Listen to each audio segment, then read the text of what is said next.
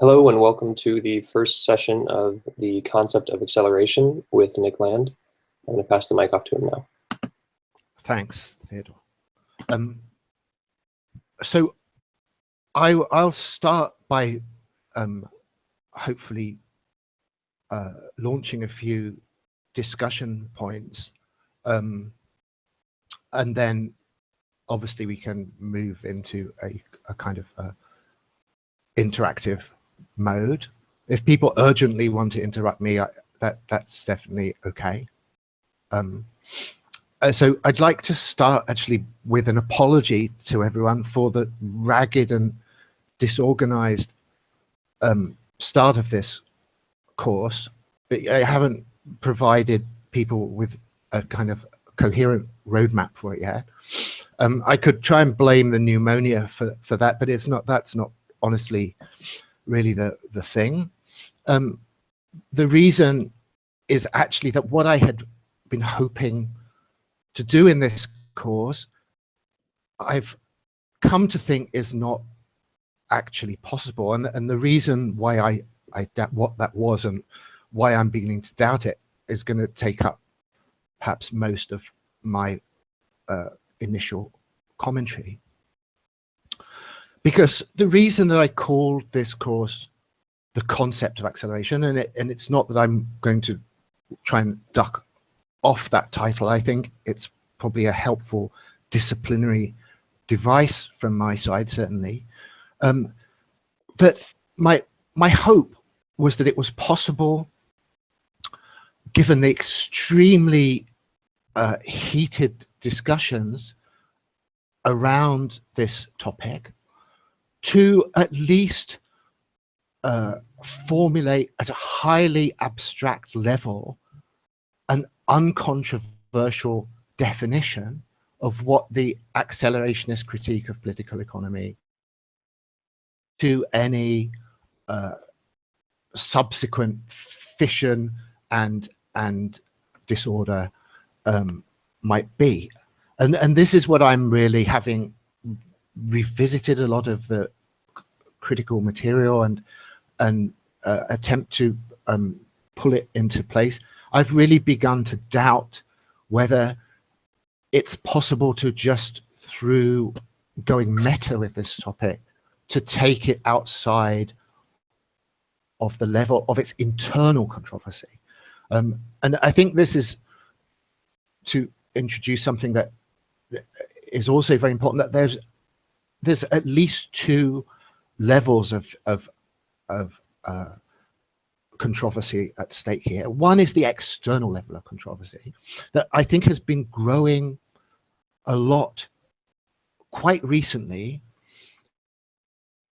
Accelerationism as a whole, whatever that is, and this is part of our topic, has itself become a kind of has become situated within this terrain of antagonism, and there's a kind of there's a very vital anti-accelerationist impulse that, of course, to a degree has existed for quite a long time, but I think has become far more intense recently. But I think more critically to why it's impossible to even neatly formulate what accelerationism is due to its kind of extremely dense and complex level or structure of internal controversy, and that's what I'm going to be looking at today. I think in the most, if I'm still pretending that things were going the way I'd initially hoped, and one was able to formulate a notion, a kind of uncontroversial abstract concept of acceleration, the kind of material that is important is fundamentally about the cybernetics of positive feedback. I would add and will add as this course proceeds, perhaps not hugely this week, but subsequently, another two elements which I think together produce this fundamental core. One of them, as I say, is this attention to the cybernetics of positive feedback, or to what is called in a lot of the economic development literature, self-propelling growth. The second element is critique, flatness, and the procedure of critique as a historical force being essentially coincidental with acceleration. And the third element, rooted, I think, that this is relatively uncontroversial in Nietzsche's unpublished Nat class material, particularly, is the history of nihilism. And again, the history of nihilism just almost being a alternative vocabulary for the same processes that we can examine as philosophical critique on the one hand, or as a cybernetic dynamics on the other. So at this level of the discussion, even though it's frustratingly philosophically shallow, probably, and in some ways tends to be derided for that reason, I think that the definition of what Ray Kurzweil calls the law of accelerating returns is a use of the word acceleration that is extremely germane to the usage that one finds in acceleration. I think that as a basic system theoretical diagram, accelerating returns, as Kurzweil uses it, exactly the same as acceleration, as we find it actually across a range of different accelerationist philosophies in the modern sense, recent sense, perhaps I should say. And I think you can get to this level of the problem also quite helpfully by asking the question, well, what would be an anti-accelerationism? And I think that if one finds the most focused criticisms of Kurzweil, one finds oneself in this same place. The person that I would, as I have done before, recommend in this respect is John Greer, the writer of the Arch Druid Report blog. And the reason that he's so relevant to this and so systematically neatly articulates this anti-accelerationist position is the fact that he is also a dedicated historical cyberneticist.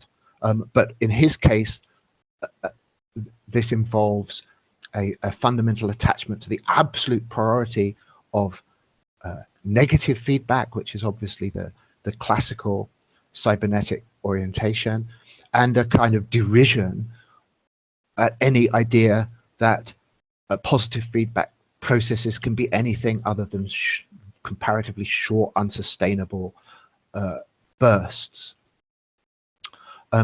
So on that level, I think you can get a toe in the water. Yes, hang on, for Joshua, yeah, John Greer. I'll put a link to his blog, which is excellent.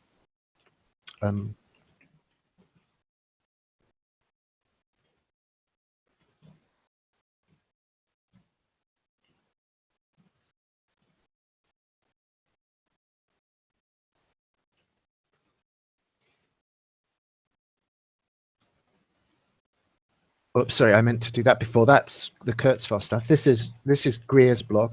His actual messages, his actual remarks on Kurzweil are tend to be kind of abusive and a bit dismissive and disappointing, but they rest on a really interesting sort of structure of theoretical disagreement that's quite rich and sophisticated. And I would definitely at least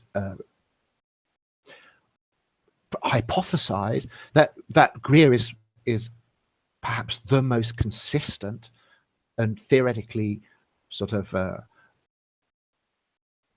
theoretically deeply rooted anti-accelerationist voice that is to be found, and helpfully for our purposes is outside the most dramatically heated part of the contemporary political discussion. So in this vein, if people will just allow me, I'd like to read a quite long passage. It's almost a page, but I really think worth it, from Neil Stevenson's novel Seven Eves, which is, I think, hugely relevant to this discussion. So it starts with a discussion between someone who's obviously a fictional version of sorry, I've just forgotten his name. The famous science guy who did the last Cosmos series, the science popularizer. In this, he's called Doob, and he says, if this is a little bit obscure for the first couple of sentences, don't worry, it will clarify. It'll happen, Doob said. The question is, how long does Mr. Spinney have to live? The moon has exploded into 7 fragments, and so this is what they're talking about. And what does that tell us? He clicked a small remote in his hand and brought up a slide on the big screen. Heads turned towards it, and he felt a mild sense of relief at not being stared at anymore by the president. The slide was a montage of a snowball rolling down a hill, a fuzzy bacterial culture growing in a petri dish, a mushroom cloud, and other seemingly unrelated phenomena. What do these all have in common? They are exponential, he said. The word gets tossed around a lot by people who use it to mean anything that's getting big fast. But it has a specific mathematical meaning. It means any process where the more it happens, the more it happens. The population explosion, a nuclear chain reaction, a snowball rolling down a hill, whose speed of growth is pegged to how much it's grown. He clicked through another slide showing plots of exponential curves on a graph, then to an image of the moon's 8 pieces. When the moon had only 1 piece, the probability of a collision was 0, he said, because there was nothing to collide with. Pete Starling, the president's science advisor, explained. The president nodded. Thank you, Dr. Starling. When you have 2 pieces, why then, yes, they can collide. The more pieces you get, the higher the chance of any 2 pieces banging into each other. But what happens when they bang into each other? He clicked the control again and showed a little movie of kidney beans break up. That's another rock, obviously. Well, sometimes, but not always, they break in half, which means you have more pieces, 8 instead of 7, 9 instead of 8. And that increase in number means increase in the odds of further collisions. It's an exponential, said the chairman. It occurred to me 4 days ago that it did have all the earmarks of an exponential process, Doob allowed, and we know what happens to those.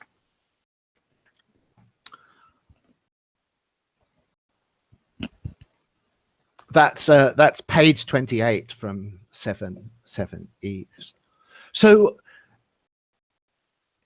it all seems, to my naive point of view when trying to put this together, it all seems to be quite neat at this point, because the assumption that I was kind of naively holding on to at this point is that we could relatively quickly agree, whatever else yes, it's done as one palindrome.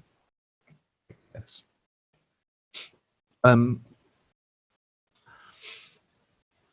Yeah, whatever we then decide to disagree with, we could, and as I say, this is hopelessly and perhaps embarrassingly naive for me to admit to, especially how late we are into this kind of antagonism, but some kind of selective amnesia had allowed it to be resuscitated.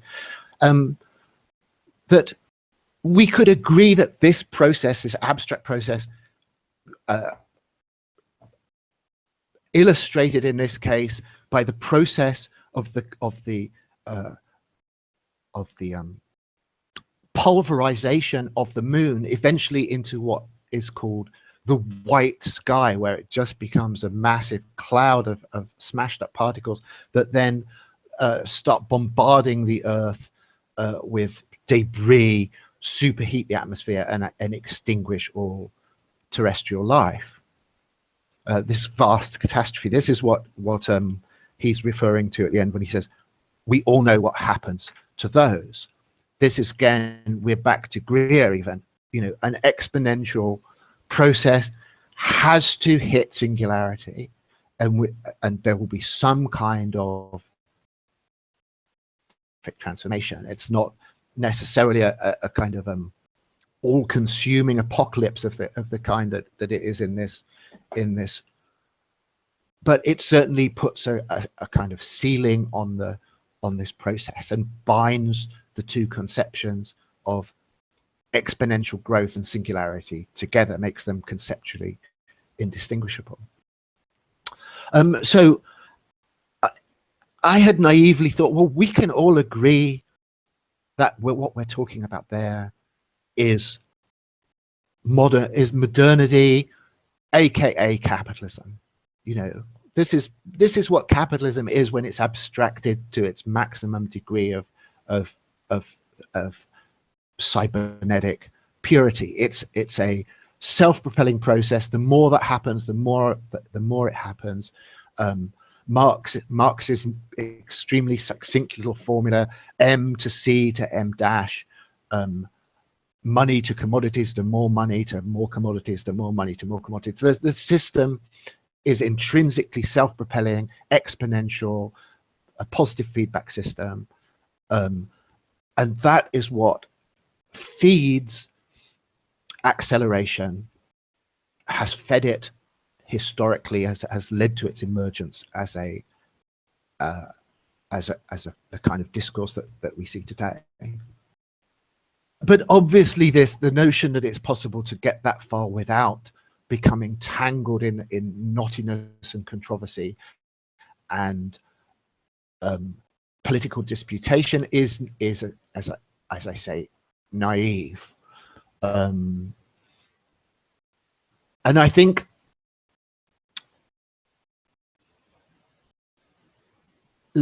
I want to do a little potted history of accelerationism, and I think it's best to make this point within that context. So let me just try and do that really fast.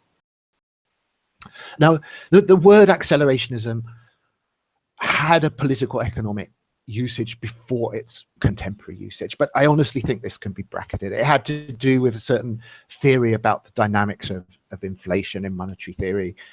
I don't think it's a hot topic for anyone today. If you look at the Wikipedia article on accelerationism, it doesn't even get mentioned. So I think we can say that the term accelerationism has been consumed by the sense in which we're going to be using it in this course, even though that sense is conflicted and contradictory and tangled.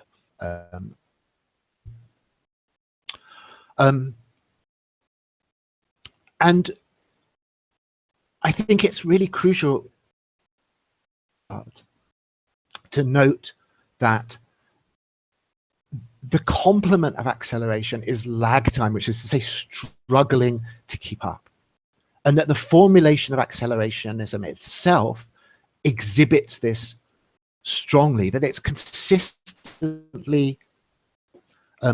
So as Stephen Shaviro notes in his essay, Accelerationism Without Accelerationism. Hang on, make sure I've got that right.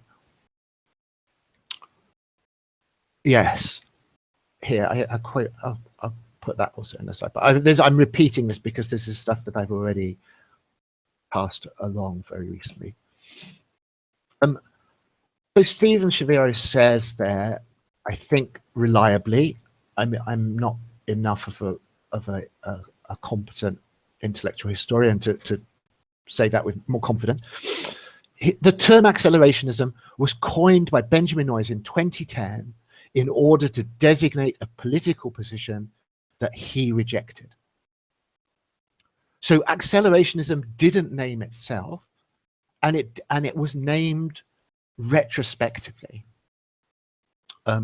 It was named critically and retrospectively as part of an attack, and it was embraced in the same way that we're used to political terms being embraced by their targets, like queer being the obvious example of that.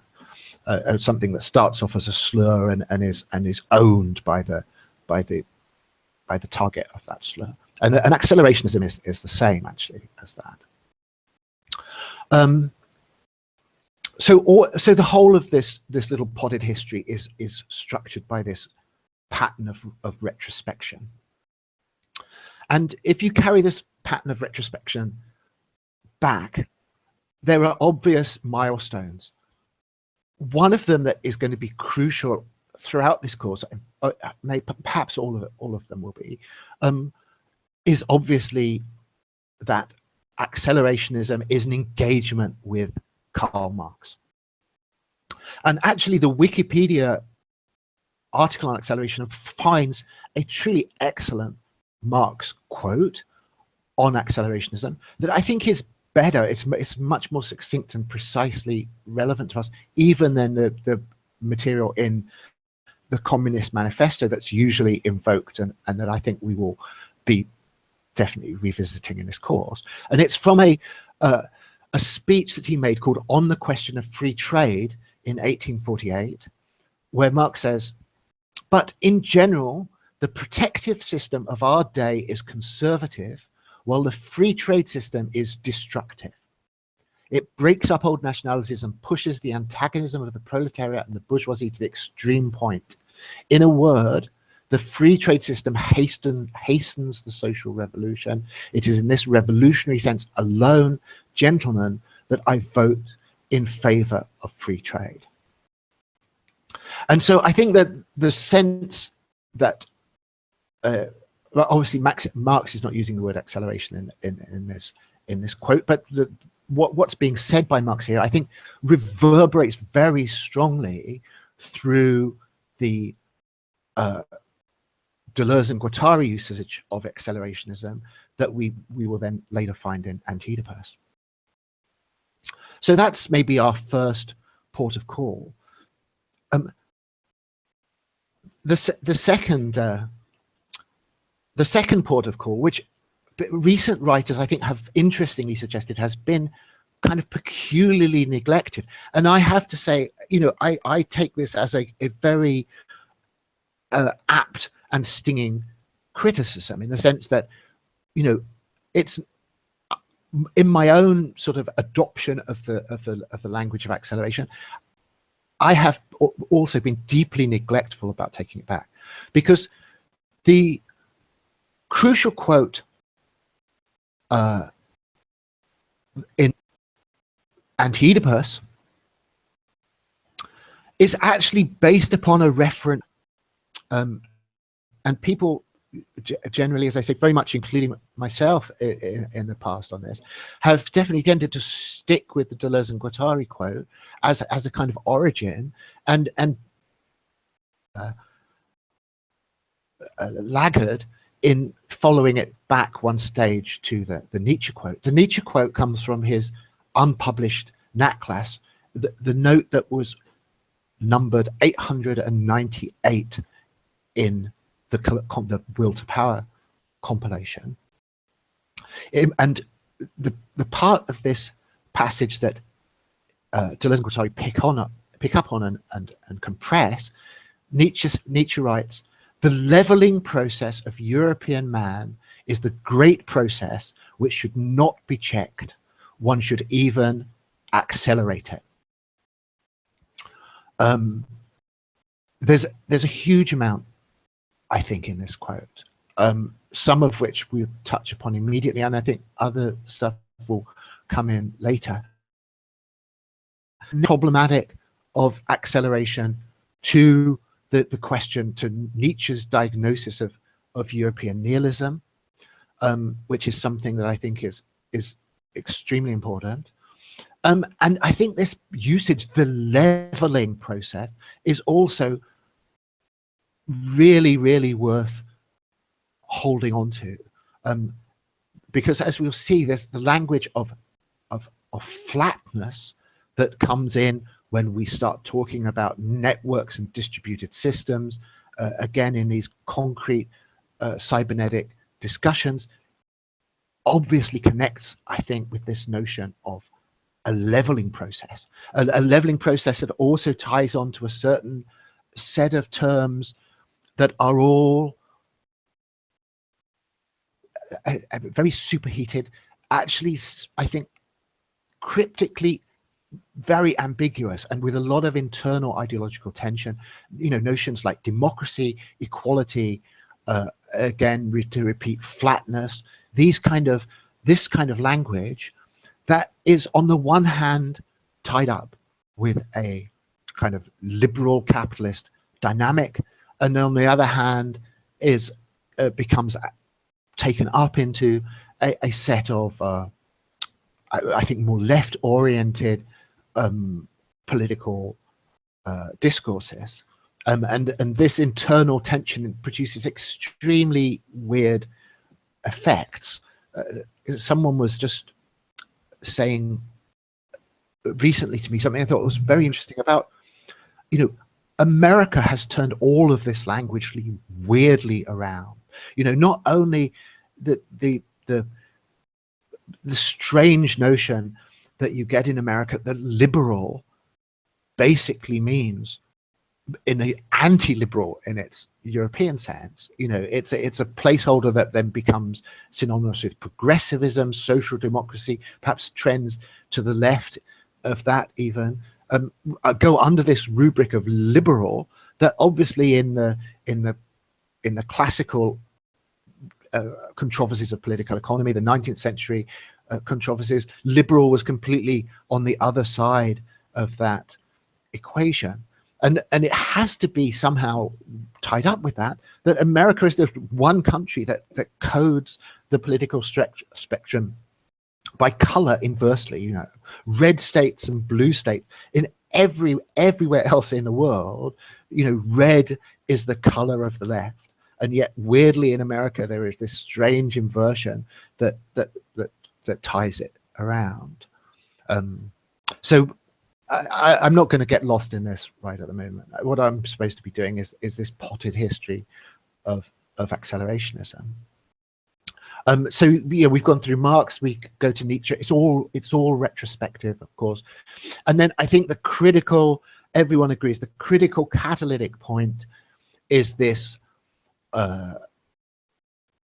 passage in Anti-Oedipus that is quoted.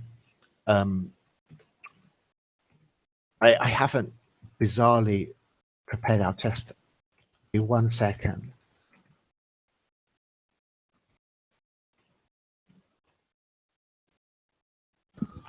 Nick, I'm going to take advantage of the fact that you're looking for something, because I'm wanting to interject. Like, I mean, I actually meant, hello, everyone. My name is Mohammed Salemi. I'm one of the organizers at the New Center.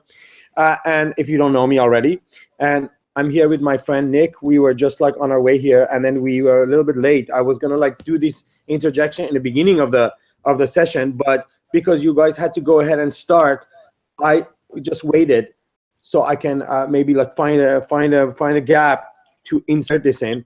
And this has to do with just like a little preamble, because, you know, I mean, it's like needless to say that Nick is a controversial thinker, and especially since the election of Nick laughs, and since the election of Donald Trump to presidency, the sensitivity around Nick Land's name and how his name has been like consistently, if not unfairly, brought up in connection with the rainbow coalition that brought Trump to power, like people like quote unquote alt-right, white nationalists, da-da-da-da. And Nick's name has been consistently brought up in relation to these groups on different sort of like social media platforms by different authors in different articles, and somehow this boomerang effect has somehow made it stuck that somehow Nick should be banned, or Nick should be stopped from talking, or and us as a news center have been kind of like a question about our relationship with Nick. I just wanted to say that, like, as someone who co-curate the program, who design every season's seminars, I may not have the same opinion next semester, but I still think that Nick's philosophy, regardless of his own political orientation, is still open and useful to a number of different political leanings. And that's the reason why I'm still interested in working with him. We're not interested in working with Nick because we confirm all of his ideas. I, in fact, reject vehemently some of Nick's ideas. I engage with them whenever I can. My Facebook profile is filled with posts in which I've directly attacked Nick or positions by Nick. But as I said, we think Nick's philosophical contributions, particularly around the questions of technology, cybernetics, capitalism, are still useful and open to utilization and use by different political leanings and left, right, center, whatever. And that's why we're interested in working with him, despite the pressure that's been increasingly put on us to not work with him, to condemn him, to banish him. We still think that is possible. We might reach this conclusion that Nick's no longer useful in the future, and in that point we might stop working with Nick. But we still have not reached that decision yet, and this course actually will be a great place to sort of like see where Nick's going with his ideas, despite all this some of it unfair attacks on Nick, and let's not get into that here. So yeah, so I just wanted to get a chance to talk about this before the seminar starts, but maybe as Nick was digging the Deleuze and Guattari quote, this was the best moment to kind of bring this up and put it on the table.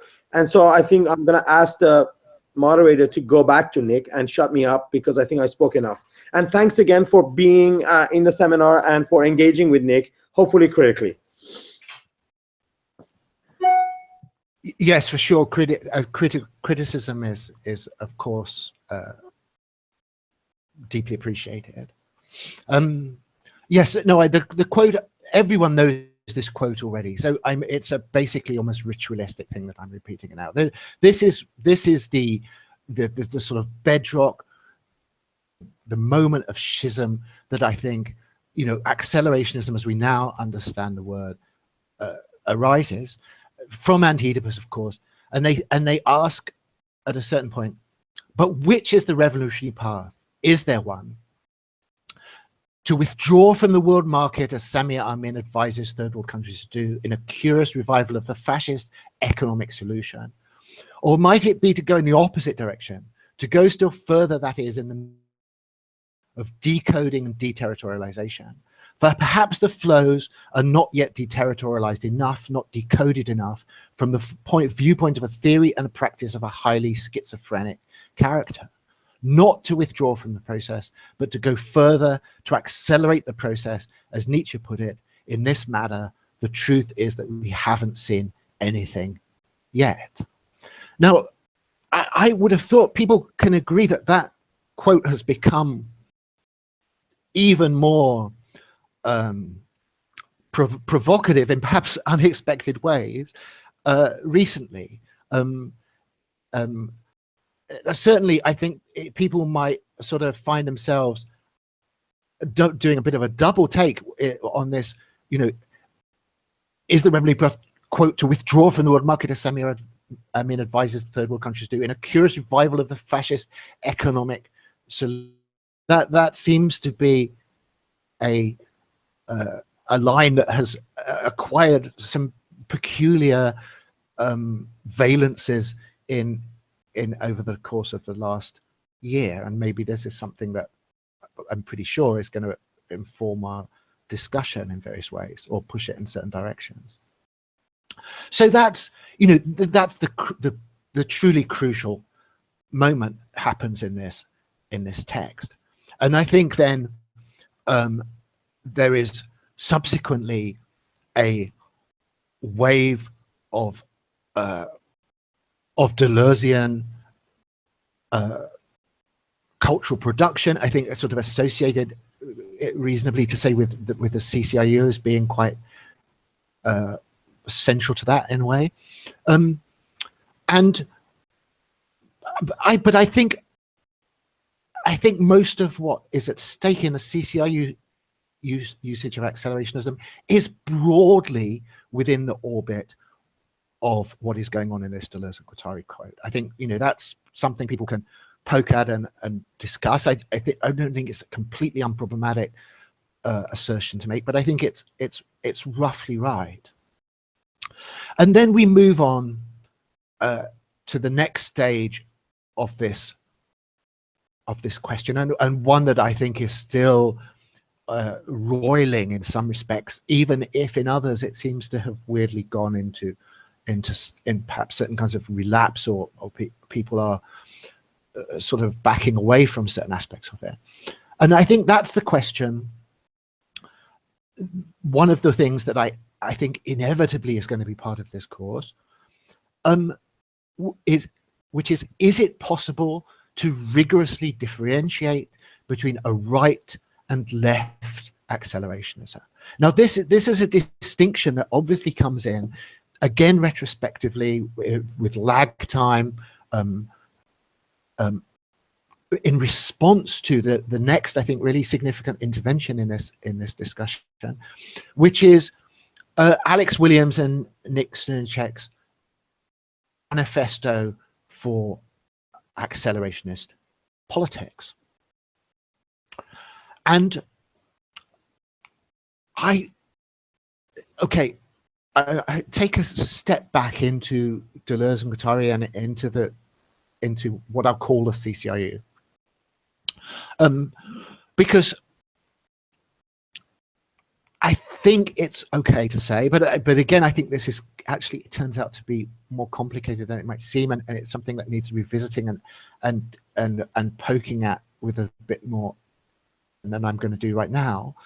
But I think it's broadly accurate to say that both for Deleuze and Guattari, and then for the CCIU mode of accelerationism, the motor of acceleration is clearly identified with capitalism. And in that case, it's still, there is still actually a ghostly precursor to this right and left accelerationism distinction, because as we see in a lot of the discussion around accelerationism, the identification of the motor of acceleration with capital is not in itself already enough to unambiguously define a right accelerationism. Okay, look, I know there's a lot of terms here that all take on different senses at different stages in this process, and I'll come back more slowly. And also I'll try to be quick about getting to the end of this little discussion. But let me just go back to this Steve Shavira quote that introduces Ben Noyes, and he then continues. In Noyes' account, accelerationism is the idea that things have to get worse before they can get better. The only way out of capitalism is the way through. The more abstract, violent, inhuman, contradictory, and destructive capitalism becomes, the closer it gets to tearing itself apart.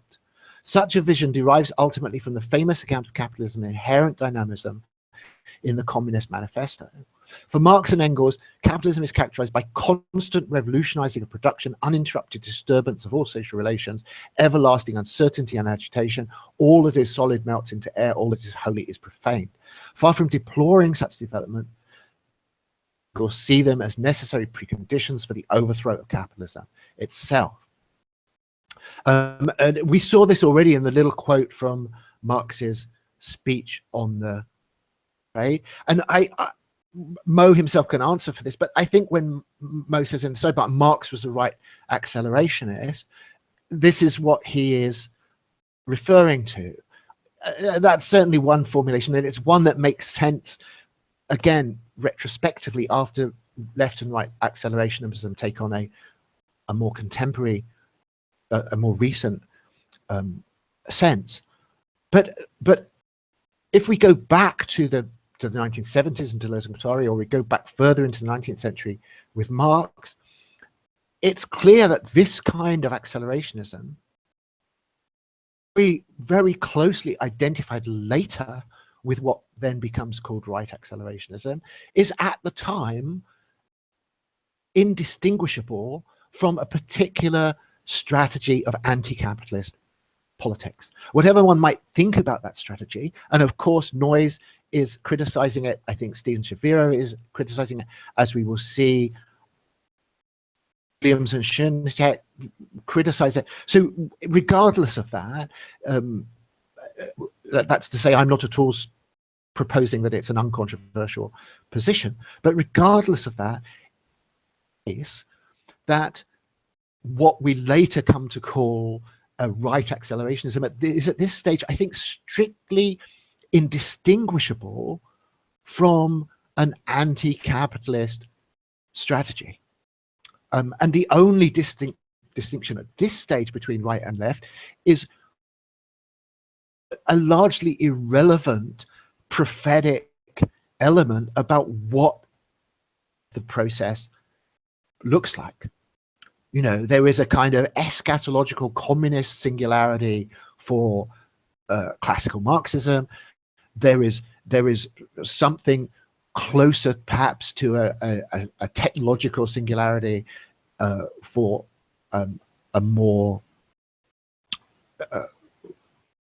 right accelerationist prophecy on this. But that kind of distinction is, from a strategic point of view, strictly irrelevant. It's just decorative. It makes no difference at all strategically, because the strategy is accelerationist, and the question is simply to accelerate the process, both as Deleuze and Guattari say, as Marx is earlier saying in relation to free trade.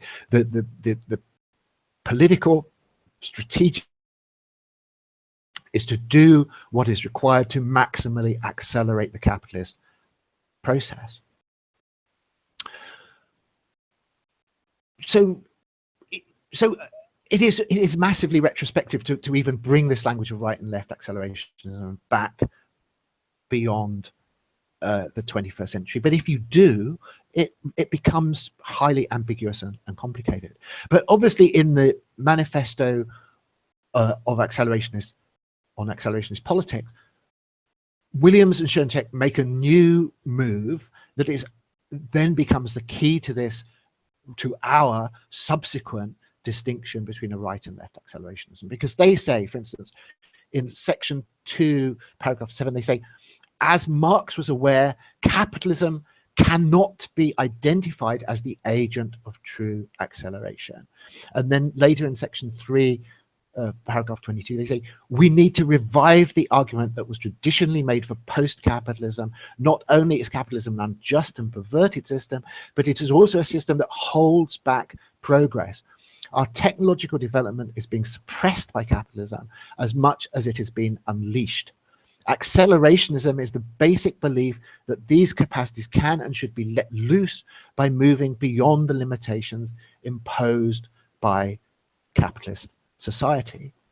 So in this document, there is a very explicit, deliberate dismantling of the identification of the motor of acceleration with capitalism, and the association, I think they're definitely right to say, of a certain Marxism that would see, as part of its definition of socialism, that it was capable of accelerating the forces of production in a way that capitalism was unable.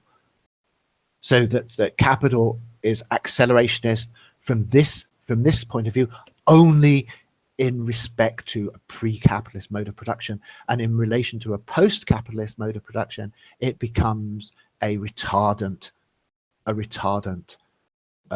obstacle, fetters being the word that is used here. Look, I was going to go on to say a little bit more about how I think this set of relations becomes complicated. But I think I should, I've gone on for quite a long time now.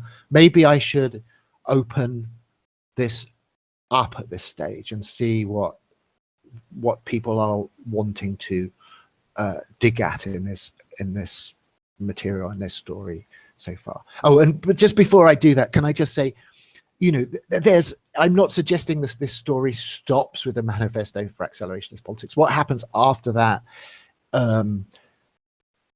is interesting and complicated. Obviously, one of the things that happen are these, I think they can be fairly described as left accelerationist tendencies, including, I think, probably most prominently xenofeminism, which is something that I think inevitably we will reach in this topic. I'm leaving them out. I'm stopping at the MAP basically at this point, just because I think the story has become so convoluted and tangled and involuted already at this point that it just, you know, I think we've reached a certain kind of complexity threshold that requires a kind of period of thrashing out before we try to push any further up this particular road. So I'm going to try to and open this up and see what people have to say. Could I say something about the Marx quote? Yes. Sure. Because I was when you say sorry, the originally... Marx quote, yes, you mean the one from the free trade thing? The Wikipedia. Yeah. Yeah. Because I was who originally introduced it to the page, and I'm no longer sure I agree that it. I mean, my background is as an intellectual historian, and right. I study mostly kind of 19th century, 20th century Marxism, and I think that actually important distinction to be made between this kind of orthodox Marxist catastrophe theory, which I think some left accelerationists still hold, and accelerationism as such, about After Capital Volume 3, and that's why Engels has such problems translating. Actually, socialism isn't what comes after the collapse of capitalism, it's the higher stage of capitalism. So actually you need exponentiating development, and when that reaches a certain level, whatever that is, that becomes socialism. And I think this, and you just need to so-called heighten the contradictions.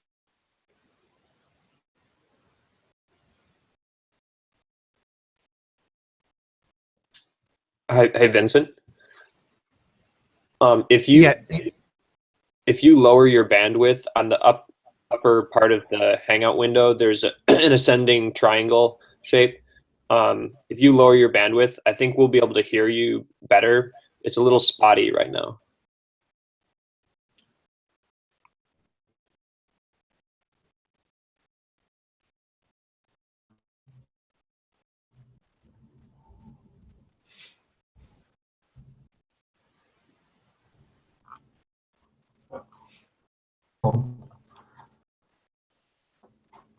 Okay, is this any better?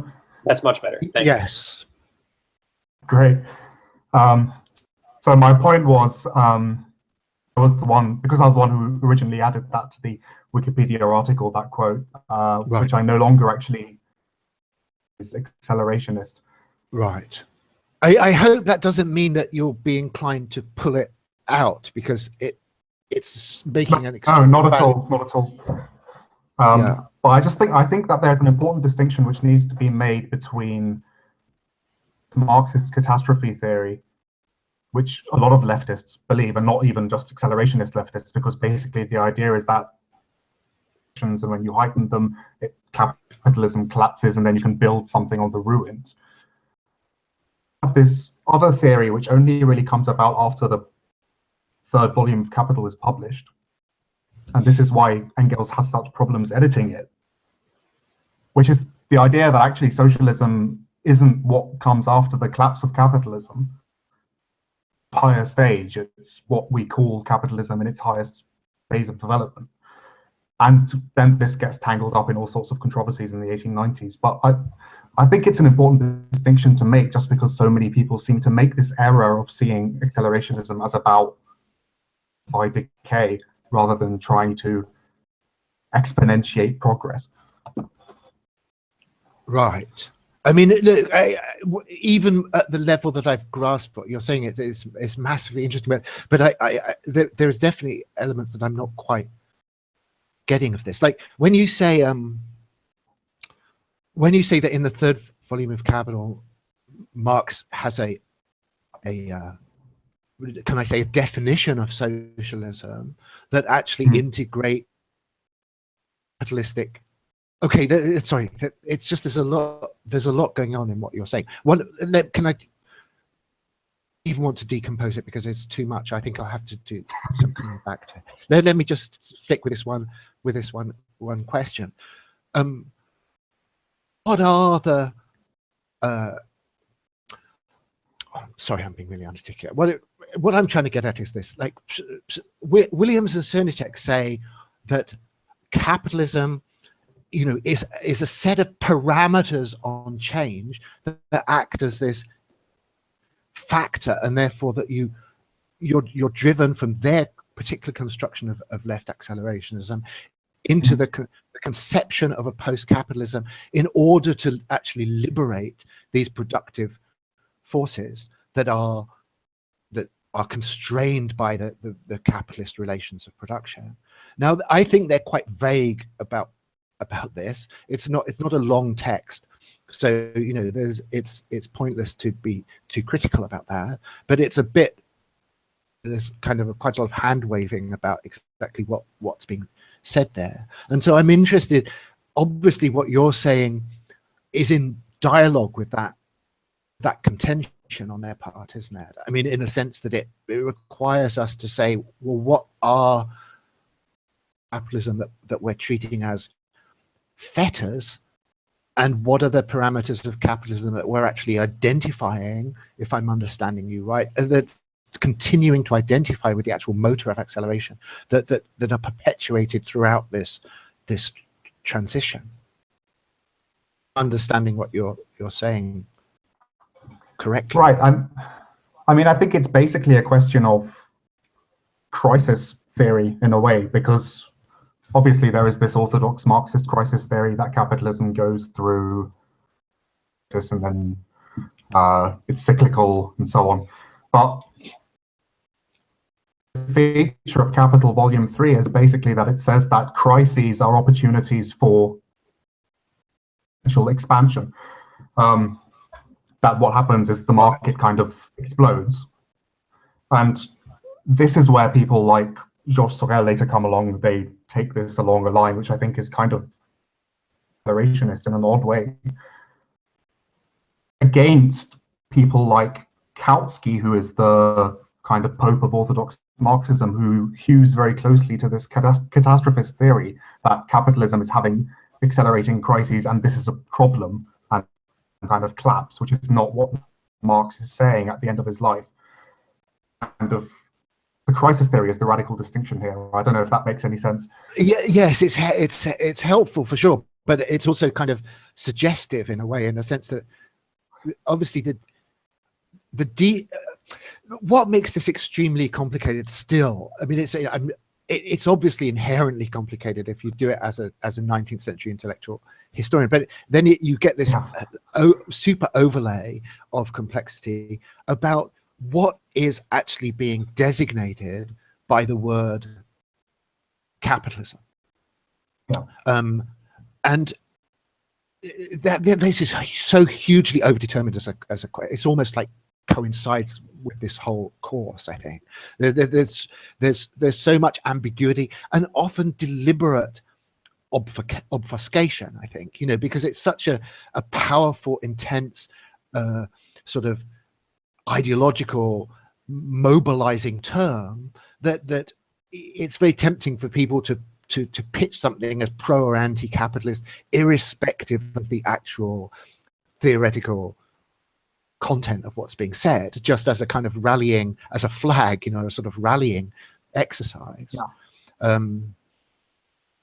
And so it's unclear to me with the MAP how much of one thing or the other thing is going on, and whether it's different. There's a different sort of portions there to what you're then talking about as already at stake in the 19th century, and whether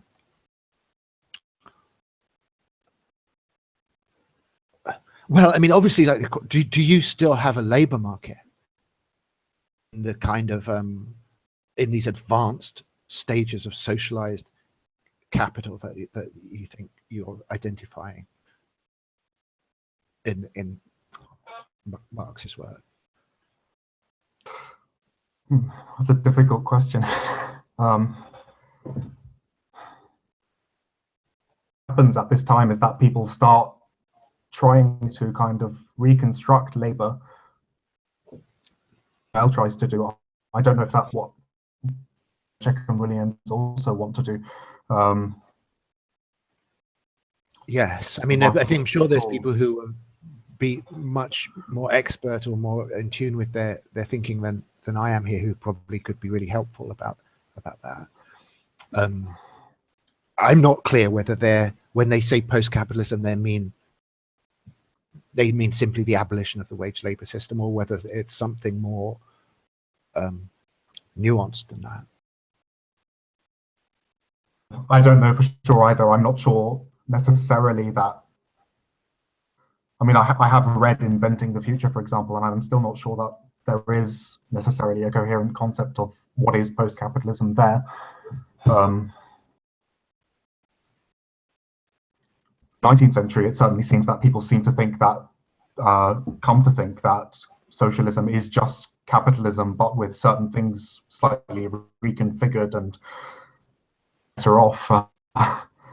Right. Yeah.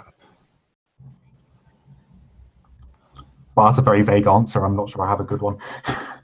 No, well, I'm sure this is something definitely to come back to in this. I mean, before sort of just pausing on this particular question, do you have any particular recommendations of those parts of the third volume of Capital that you think are most important to this discussion?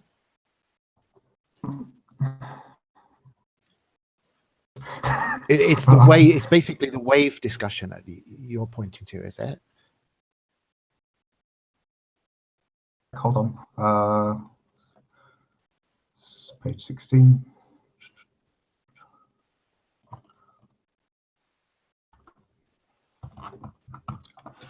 It's part 3 of Capital 3, the whole section on the law of the tendency of the rate of profit to fall, and where he talks about the organic composition of capital and that stuff. Basically saying that capitalism means extreme mechanization. Right. And socialism is what you get when the rate of profit declines to 0, etc. Sorry, and one last question. Do you think this feeds into that kind of Mandel type of sort of trying to reconstruct Marxism as a wave theory, and basically like almost at a certain point in certain strands becomes that the whole discourse on Kondratiev waves becomes a certain kind of a Marxist discourse, or a sort of almost like a substitute in a way for some of these, like as you say, this the notion of this unique climactic crisis theory be instead sort of migrates into this Kondratiev style long wave, carries the Marxist project in along certain lines. I think so, absolutely. I mean, the entire point with the crisis theory in Capital Volume 3 is basically that Marx has this idea of waves of expansion and compression in the market, with the overall tendency being towards ever more expanded production, ever greater mechanization, but with these kind of heartbeat phases. So I think there's definitely a link to these later wave theories, yeah. Right. Yeah. No, that's extremely helpful and definitely super germane to this, for sure. Just a final, so the specific references that I've got here is chapter 15 of part 3 of Capital Volume 3. And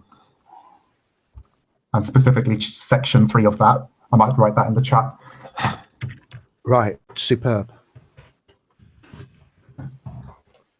For me.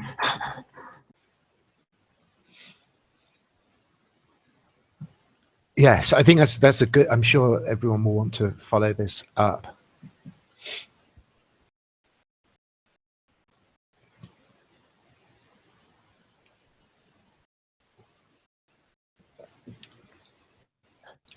I mean, this is kind of maybe a ham-fisted question, but I'm very curious what you think about how the rise of Trump fits into the sort of way, like the right accelerationist vision. You know, so like this is obviously a major event. One could imagine that it's an example of things getting worse before they get better, Right. or that it's the opposite. So you were just talking about, what exactly is capitalism, right? So is this rise of a sort of kleptocracy that is,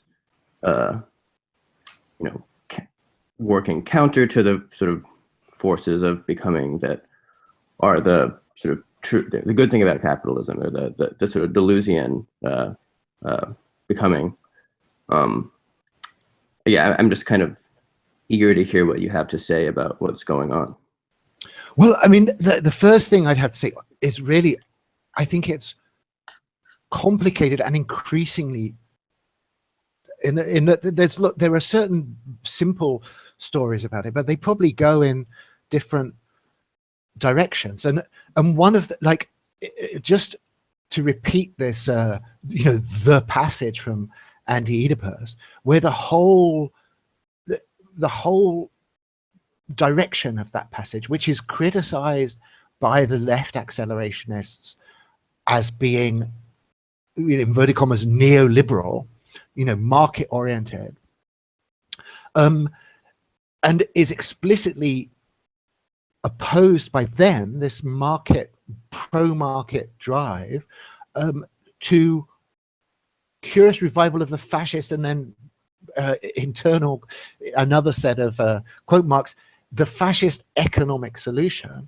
Now, there's a certain reading of the Trump phenomenon that I'm cagey about, because it just seems a little bit too easy and a bit too comfortable for people, that would just say, well, look, isn't this exactly that? Isn't this the fascist economic solution? Isn't this, to quote again, to withdraw from the world market, protectionism, economic nationalism, this a strange, in lots of inverted commas, right-wing version of the left-wing anti-globalization, anti-trade discourse that Deleuze and Guattari are kind of contesting in the 1970s. So, that's one neat take. I obviously think it's it's just a bit too easy to build the whole thing around that. But I think important to the public discussion, and the public discussion is really structured. I'm sure everyone, I don't think I'm being controversial in saying this, I think it's just a fact about the way these things are received, is that presented as a nationalist backlash against the liberal international system, a backlash against free trade, against sort of regulated, deterritorializing capital, which had been peculiarly moved into alignment with the establishment left under this label neoliberalism, which, I mean, I'm sorry to be incoherent about this, but it's because there's so many weird twists and tangles and reversals in all of this. Because obviously, when the manifesto on acceleration politics is attacking neoliberalism, it surely is not thinkable to them. It surely does not cross the horizon for them that neoliberalism would just a few years down the line be associated with the counterpole to this insurrectionary populist right politics that then comes in, obviously with this is the story of Brexit, and the story of saying it's an accurate story. I'm just saying it's the dominant story. So, I think that absolutely has to be there as part of this, the irony of that, and the irony of the fact that on the surface, at least, that anti-Oedipus quote could be something hurled at the Trumpist insurrection. That seems to be the direction that it's rhetorically oriented. But I'm not going to go on about this a lot. There's a massive amount to be said about it. I'll just say one more thing. That I think weirdly there was a lot of a big wave of the popularization of accelerationism as a concept in the lead up to that, to the American election in particular. Not so much the Brexit thing, but before that election, I saw people using this word accelerationism in much wider circles than I'd been used to, and kinds of ideological directions. But basically, I think my memory could be failing here, because I was going to say, I think generally as people proposing Trump as the accelerationist candidate, but quite likely people can find examples of the opposite. It had entered a certain kind of folk popular sort of meaning at that point, where acceleration just meant taking things over the cliff. Taking things further, that somehow there was a sense that some kind of accelerationist strategy from the left. I mean, I can find people a quote for this if they're interested, would head in this direction. I won't waste people's time looking for this quote at the moment, but I've definitely seen people do that. Yeah, I think this is Mo's. I think you need to say more than just Mo and actually lay out a bit. There's an alt woke manifesto. Okay, I'm sorry, my ignorance is now totally getting in the way here. Is there an alt woke manifesto? Why don't we get people who are closer to it speak about it? Yeah, people in the class. Oh, okay. Yes, sorry, I have missed out on this. You might want to unmute yourself, Kareem. Hi, Nick. Hi, everybody. Hi. Hi. Hi. Oh, well, I'm a little nervous put on the spot. Yeah. First day. But I don't know, I guess if you could present some questions to us. Yeah, last question. Maybe just explain the concept, because Nick doesn't seem to be. Oh, this is the alt woke manifesto, is it? I'm sorry, but I'm not familiar with this yet. I should definitely. Maybe I'll post a link while Kareem and Alexandra provide a short, brief kind of like introduction. Okay. I mean, obviously, this is something I'll look at, but I don't think I'm going to be able to get myself around it tonight. So it looks like it's something that I will not be, that I won't be prepared to engage until next week. But I will definitely do that. That's fine. We didn't even think it was going to be really touched upon at all, I suppose. But we can give you a brief summary. Mm-hmm. And what it is, it's an attempt to be a reactive force within the left. Instead of the left being, it's an attempt to be an active force as opposed to a reactive force that the left's been, after the dissolution of civil rights, and then even more explicitly after the USSR, the dissolution of the USSR, and this like Fukuyamist mentality that's like permeated like the left as a whole. that all we can do is just react to the existing hegemony and just react to capitalism as a dominating force and not provide any alternative at all. And it's, in a way, what alt woke is, it's a synthesization of, I guess, a Landian, post-Landian CCRU acceleration with the plasticity of social bodies that someone like Roberto Mangiabira Unger has put forth. And we want to, the trouble, we like accelerationism, but we don't like, we'll say this, we don't like accelerationists. It's a great idea, but no one has attempted to put it into practice, really. Like, it's, we want it to scale, and is this idea going to languish as like a intellectually trendy thing for like graphic designers in Helsinki? Is like, can we, if anything, now is like the catalytic time to like make this a populist force within the left. Right. I mean, there's also the part of it, and there's a whole lot to it. And supposedly like different, we call it like left and right hand praxis, so different approaches to it. One would be, I guess, well, unfortunately for some, trying to disrupt the right through social media means and what do you call it? Horizontal? Not really horizontal. Vertical. Vertical tactics, metapolitics. And the other would be to create cohesion amongst the left in order to try and like deal with the problem of like, and the valid issues that intersectionality presents by creating and positing a unified identity created around this futurism and technological forwardness. So it's like everybody can sort of get behind this idea that we'll no longer be, or will be like a superhuman, if you want to say that, or like a different type of human. There's like something innately, not dysgenic, but eugenic about transhumanism. It's, I guess, all right, so like just put it briefly, like it's like intersectional fucking xenofeminism.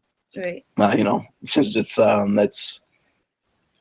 the way that, the way that Id Polls talked about is really silly and not that nuanced, and there's a more nuanced and more intelligent way to go about that, because I guess there's also a missing like, I don't know, cultural and like ethnic component to all this theory as well. Like, there is a change in demography, for instance. Like, there's a change in like culture, for instance. It's we kind of conflate, like, I guess you could say that like folk politics, it's a very telling, or it's a very apt definition of like that that of all that encompasses, because you can associate that with Woody Guthrie and to an extension like punk aesthetics of like Antifa, whereas pop and all these genres that are very technologically engaged and they posit a lot of like alien aesthetics. They've reached they're international. They've scaled farther than like all these old dead genres, and which we associate with old dead frames of thought within the left. Could ever hope to imagine. Anyway, all right, we're a little nervous. Yeah, I guess that's sort of some of it.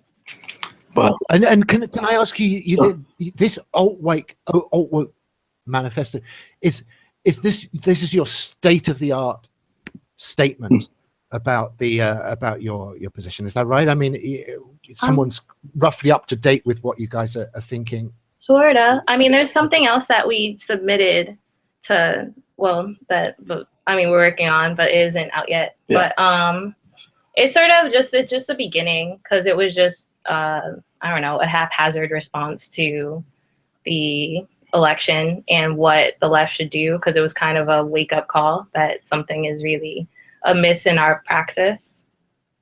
And it's a polemic. It is a polemic. It is supposed to, we are antagonizing the left, and we'll continue to antagonize the left until they get it together. It's also offering new answers, while also providing an alternative. That will incorporate this accelerationist platform, and we can't for obvious reasons, we can't talk about everything in detail, but well, oh wait, this over here. Sorry. I think feminism is a really good situation, like situating, integrating and exploding intersectionalism. However, I also think that it did so by like not really at all referencing existing cultures or talking about them. And I think maybe my only critique was that maybe it jumped the gun in the program in terms of just like going to that new platform, whereas we still want to discuss, in a sense, the existing tensions within communities. I think they're important and people don't explore them correctly enough, but without this like framing it in the way that it is now of like blame or guilt or call out culture or anything like that. Right, before we move on to that next step of whatever you want to call it, transhuman or something. And can I ask what the left-right polarity means for you guys? Like, if I can just, you take a step back to the MAP level, and it seems clear that at that point they're saying what they're meaning by introducing this left qualification of accelerationism is the fact that they're wanting to demote the role of capitalism as a motor of acceleration. I think it's fair to say that what the left means for them is that there is something else that is taking primary responsibility for historical acceleration, and by implication for them would be identified with the coincidence of acceleration and capitalism. It's a right accelerationism is one that sees those two topics as basically the same. And I'm wondering, when you use this language of left and right, what are you basically wanting to suggest with that? What's the most important sense of it for you? You mean left and right in terms of our practice, left-hand practice, right-hand practice, or left? Yes, right or just in terms of the fact that you obviously think that polarity is a crucial source of orientation. I mean, as I say, I'm not up to speed with what you guys are doing. I haven't read this thing, but the way you talk about the left and identification with the left and a reformation of the left, it's clear that you're kind of navigating this whole situation within that left-right framework. And I'm just wondering what it is you're seeing when you say that or use that vocabulary. All right. Well, to clarify, the left, in its present state, we identify it with, again, just for the sake of brevity, we use shorthands, moderate liberals and the radical left. I don't think I need to explain what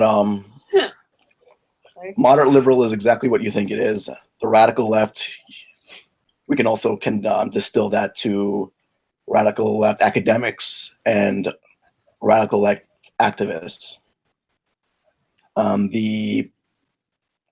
issue with the academics is we went to the new school, and from what we know, I used to be a reporter, and I had to do a story about about school endowments and what exactly how much professors make, and the truth is most college professors make peanuts. And if that's true, why not leave the academy altogether? Why stay in the ivory tower? Why not? If you really want to, if pedagogy is so important to you, why not cross over? Why does one have to pay 6 figures to go to get to have access to this? Why not? So that's a failure on their part. It is, and again, that's intended to be as polemic as it sounds. That's a failure on their part. The radical activists, they haven't come up with any. They're still just reactive, and that's the problem. If they want to impact change, they should run for office. Like, it's, again, people are we're readers of you, but we're also readers of Unger. And Unger, he in a way, I feel like he's a closeted accelerationist. In the realm of like Bratton or Hito Starrell. Like I feel like they're closeted accelerationists, and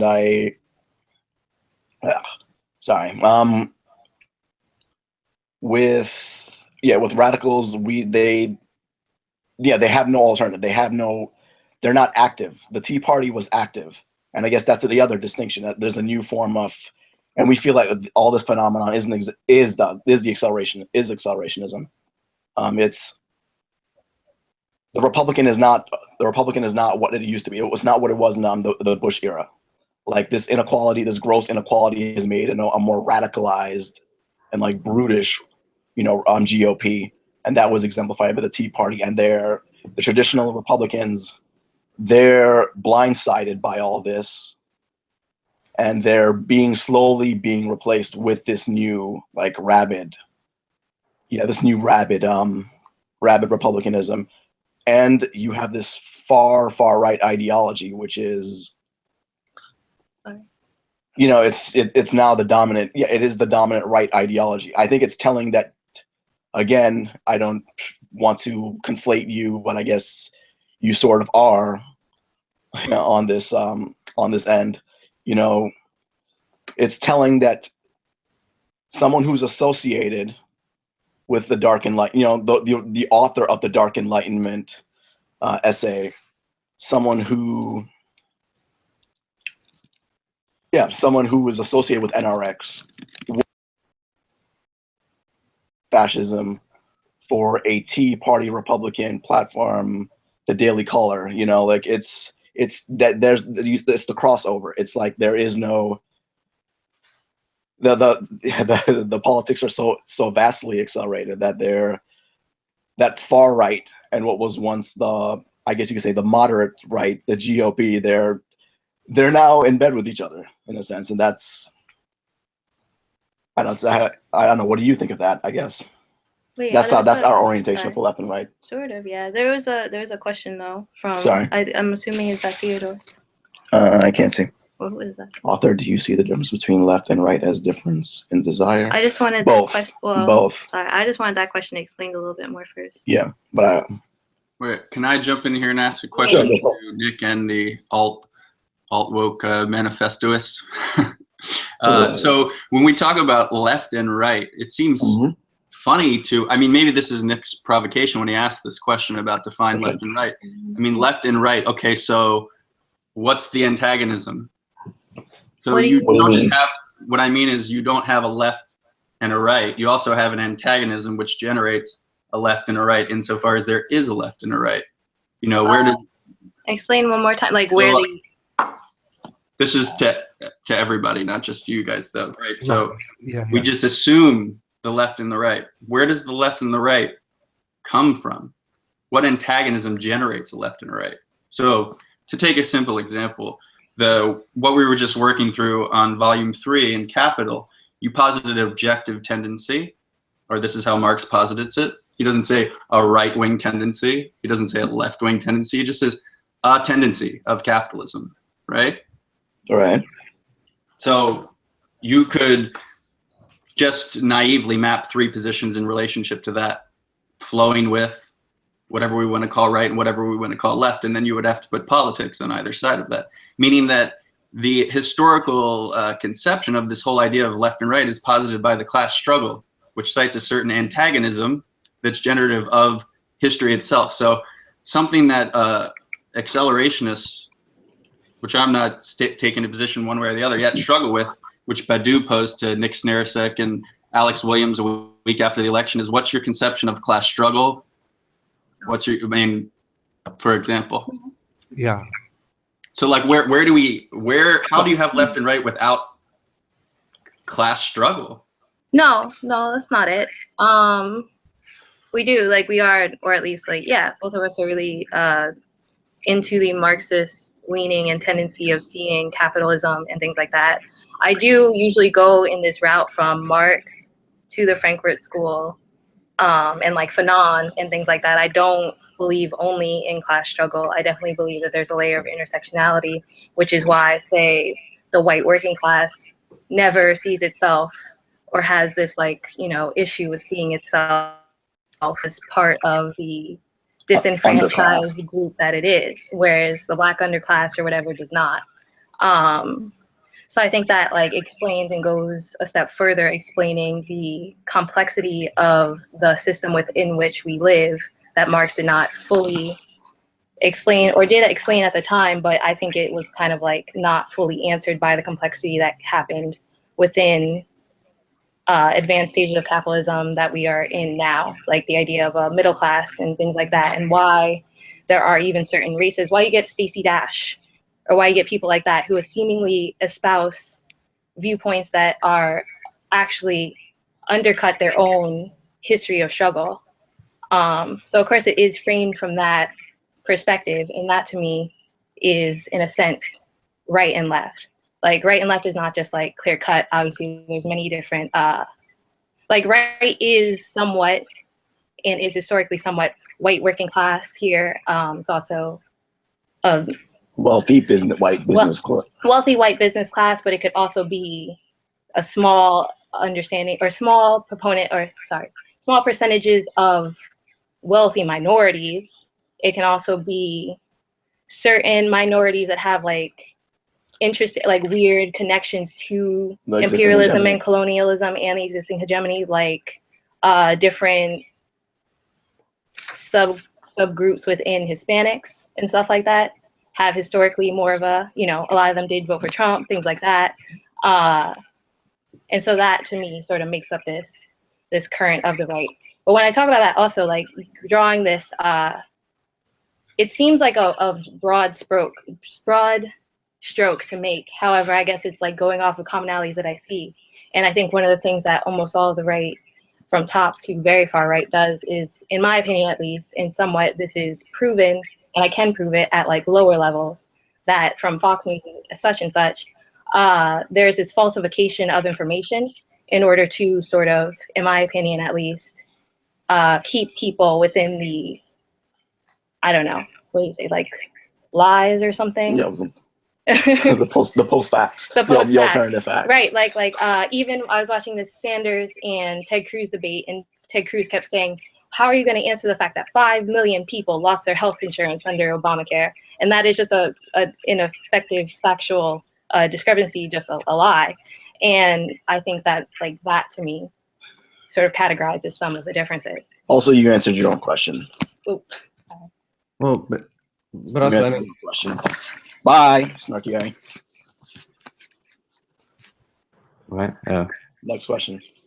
If I could, I have a question that's sort of for both. That question was to everybody and to Nick too. So. Yeah, I mean, look, I think honestly that this is not only complex but extremely dynamic at the moment, and I have a lot of problem with the notion that we can just comfortably and without further question position the alt-right on the right or the far right. I mean, I don't see any stability to that, and I see a massive amount of confusion being just brewed up. Like, just go back to this history of American ideological confusion to do with red and blue states, to do with the word liberalism. I mean, it seems to be reaching some climactic point now with this left and right vocabulary, because the alt-right in most of its policy agenda is not traditionally rightist. It's kind of if anything, its affinities seem to be anti-capitalist by inclination. I think it's kind of the fact it's prone to anti-Semitism is a kind of index of that reliably. Generally, it's populist. It's very sympathetic to welfare redistribution programs, even if it wants to kind of start subjecting them to some process of ethnic qualification, which I kind of undercurrent there, and obviously going, the undertow to this whole question is like, where do you position fascism on the left-right spectrum that people are using. I don't think that's a straightforward question. I think people want to be able to comfortably say fascism is the extreme right. That seems to me deeply confusing in a whole kind of way, and so I just want to kind of complicate things like that. And sounds like and I think that politics, though. Hold on. Sorry, what? That sounds like dog whistle politics. I guess what you're saying said. is there are like connections. Dog whistle to who? Who? It's not. Who's It's the not dog like whistle to? it's not just like a oversimplification. I don't think it's not like we don't understand the complexities or the inner working connectedness of these smaller groups. But however, when you take something like human biodiversity, there's like a very long standing history of that being essentially scientific racism. Yeah. I mean, the connections are not that. I don't think that's controversial to say that the connections are there, because I think that they're super apparent. You don't even have to dig that much beneath the surface. But obviously the relation between the alt-right and HBD are massively complicated. The alt-right, I mean, the alt-right are not very sympathetic. I mean, they like certain parts of the kind of mainstream HBD story when it is making, when it is flattering to themselves. But you see them just drop it like a hot potato as soon as they start talking about. So you think their kind of story about the Jews is based on HBD? Totally not. You know, they'll say, oh, you know, there's no way that this is anything to do with kind of HBD factors. No, it's to do with nepotism and various kinds of sharp practices and all of this kind of thing. So I think that, you know, it's not a neat line. Okay, but you even get like the lowest rungs of 1488ers, as well as like some people within HBD are both pulling from the bell curve, which is all funded by the Pioneer Fund, which is all, you know, the president of which is J. Philip Rushton, who is connected to white nationalism, like that type of like connection. Also, it's okay. What is the alt-right then? Like, or what do you mean when you say alt-right? Because it's, I think basically, I think most people who identify with the alt-right are not, I won't say incriminated in it. I think it would be unfair to suggest that it was an explicit thing for most people who use that term. But I think in its core, in its theoretical core, the alt-right is a fascist movement.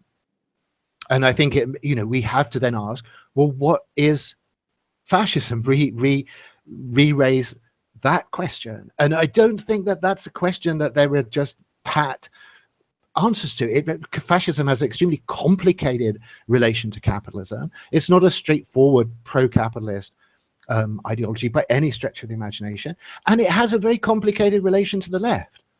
You know, there's much more fluidity between leftist constituencies and fascist constituencies historically than there is between fascist constituencies and classical liberal constituencies. It's just simply okay. I mean, you know, the Nazis were called the German Workers' Party for a reason. That Mussolini just straightforwardly moved from being a socialist politician to being a fascist politician very, very smoothly, because they share a huge amount of kind of ideological common ground. And I think equally, you can say that Marxist-Leninist regimes in power systematically and consistently reconstruct themselves in a fascist direction. You know, I think it's what happens when socialist politics makes itself practical in certain convenient ways, and an ethnic appeal is part of that, for sure, and a certain type of a relation to capitalism that is certainly not a classically liberal relation to capitalism. It's not a full communist relation to capitalism. It doesn't abolish capitalism, but it thinks that capitalism should be subject to the state. It should be subject to the people. It should be subject to a set of transcendent criteria, and that's the fascist program. And I think that you can see that kind of discourse re-emerging hugely on the alt-right now. I don't think you're going to find a lot of people doing unqualified pro-capitalist polemics and identifying themselves with the alt-right. Nick, I also wanted to put something here in relation to what you are saying on the table, and also add to what Karim and Alexander was saying, is that we don't need to search for some sort of funding secret affinities. The fact of the matter that all these groups, which I called Rainbow of Coalition, and some people laughed, are connected, is that electorally they realize the significance of all banding together with people like Peter Thiel and with others and support Trump to get elected. That itself shows that, simplifies a lot of these complexities where it actually counts, which is electoral politics. But I'm not sure what I think about that analysis, to be honest, because I don't think, look, Peter Thiel didn't get into this game on the same lines that these guys did. You've got, on the one hand, you've got a populist movement that is trying to, in a quite recognizable way, sort of motivate this ethnic, Völkisch politics against this notion of a kind of alien, largely Jewish establishment. I mean, Amy Chua's World on Fire, I think, is extremely helpful for this kind of thing. And on the other hand, you have Peter Thiel, who simply totally goes round the back door. He makes no kind of populist appeal whatsoever. He puts some money on the table as this kind of contrarian bet, and is basically buying a seat at the table on the inner circle of the new regime decision-making thing. And of course, his line in is much more effective than the alt-right line in the sense that there are none of the hardcore alt-right people have any, their leverage is the fact they can rile up the mobs and all of that. And when it comes to people voting, it makes some distance. But when it comes to just standard governance now, I don't think they have.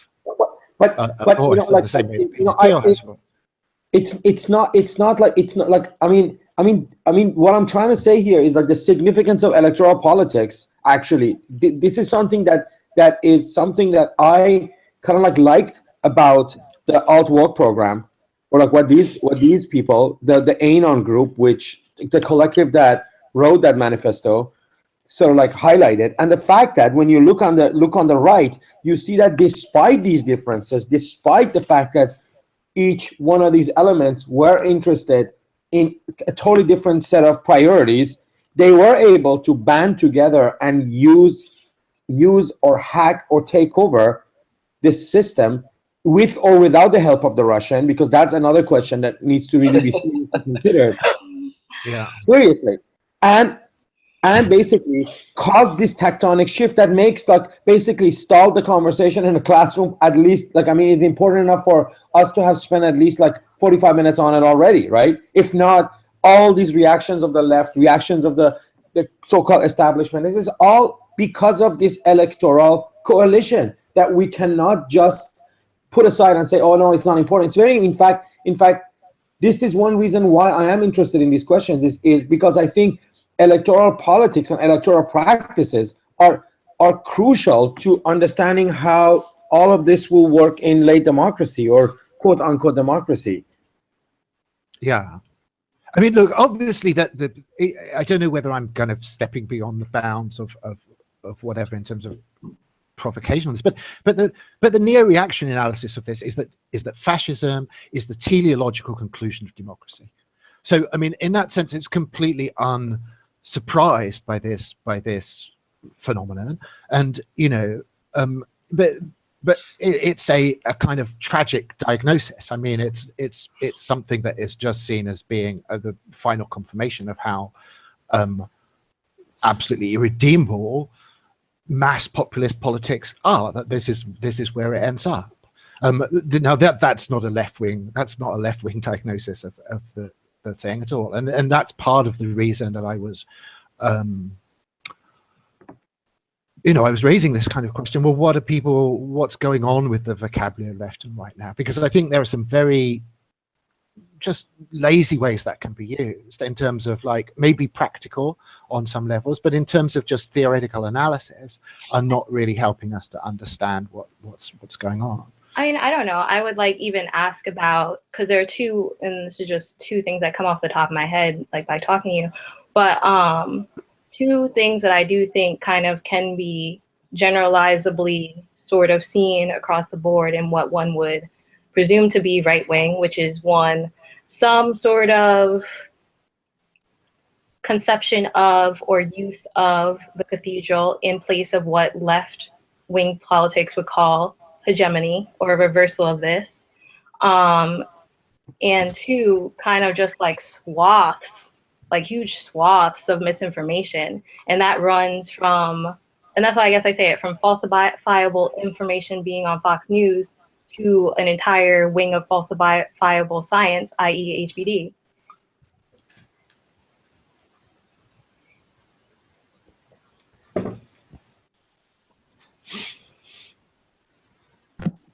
On that topic, I think it's pretty interesting the experience I've had, especially fairly recently, with a lot of, I mean, not just explicitly neo-reactionaries, but that sort of like outer right, and is that the extent to which they do this to themselves, there's like a whole complicated like counter epistemology of self-gaslighting that goes on. Like, when I'm like pretty good friends with and keep like trying to sort of pitch on this or that conversion of ideas, I pitched climate change or climate catastrophe quite hard with them, and the immediate and just like really shockingly hard to get through response was like, no public science is valid, or like I don't have to listen to like anything that relies upon like a general consensus that if like public science, at the scale of hundreds of thousands of scientists and billions of dollars and so forth, says something, then like probably there's something going on, just thrown out the window. And you can put that alongside this like vast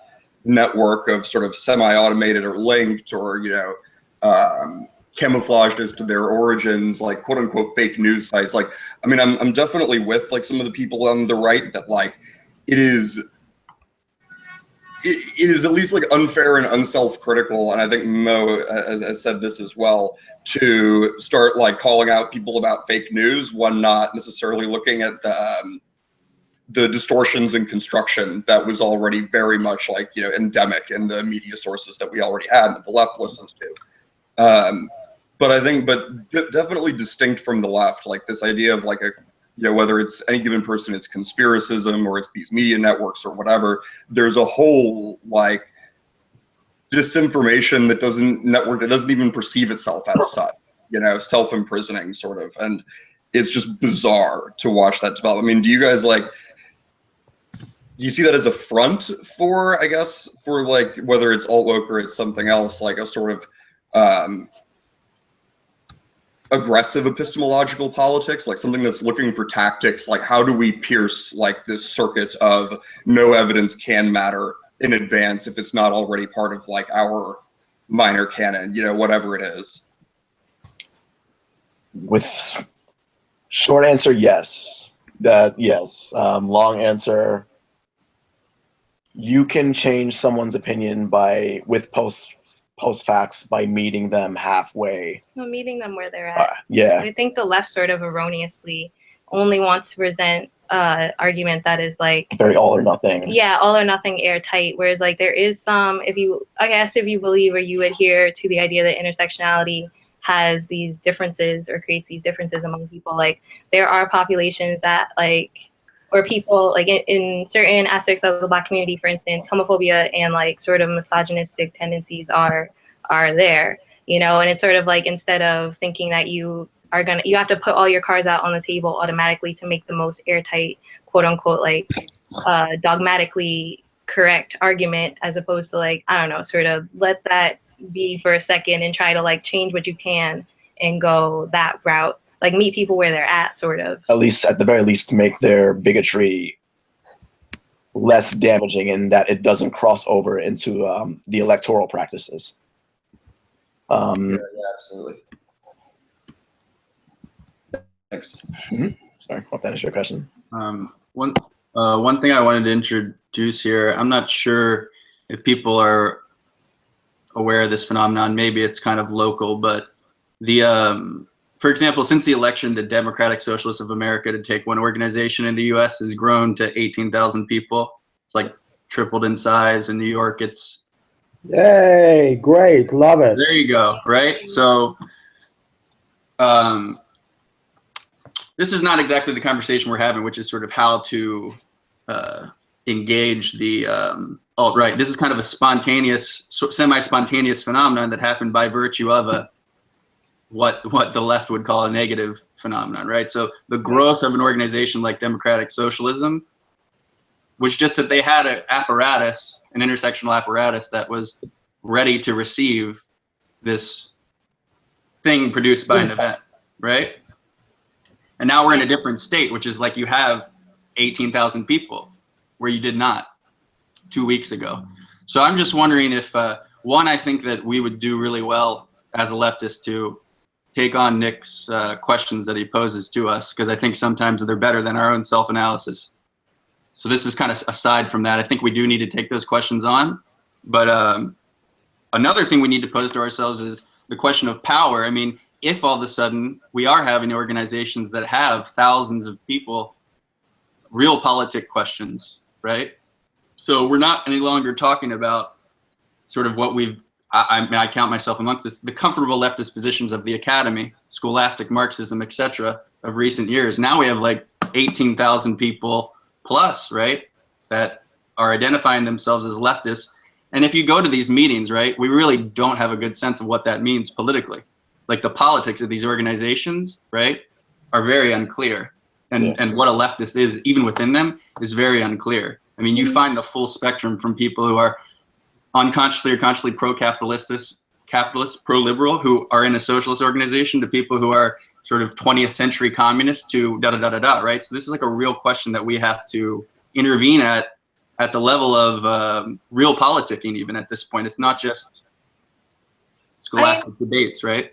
Of course, that's not necessarily what I think we're saying. I don't necessarily, I mean, even my definition of what is considered the left is less, in my opinion, small scale than what a leftist would say, because now there's all this like liberal backlash and all this stuff. I still consider that to be part of the greater left. I think I draw the line somewhere at generalized conservatism. I think then you start having, well, because then you do like having more of a difference of opinion, a serious difference of opinion in terms of like even the programs that I see, if someone did still quote unquote support capitalism or something, there are still like ways that I think you could make it more socialist or integrate these more, you know, as like stepping stones. But I think once you start getting to like generalizing conservatism, it becomes too much of a difference.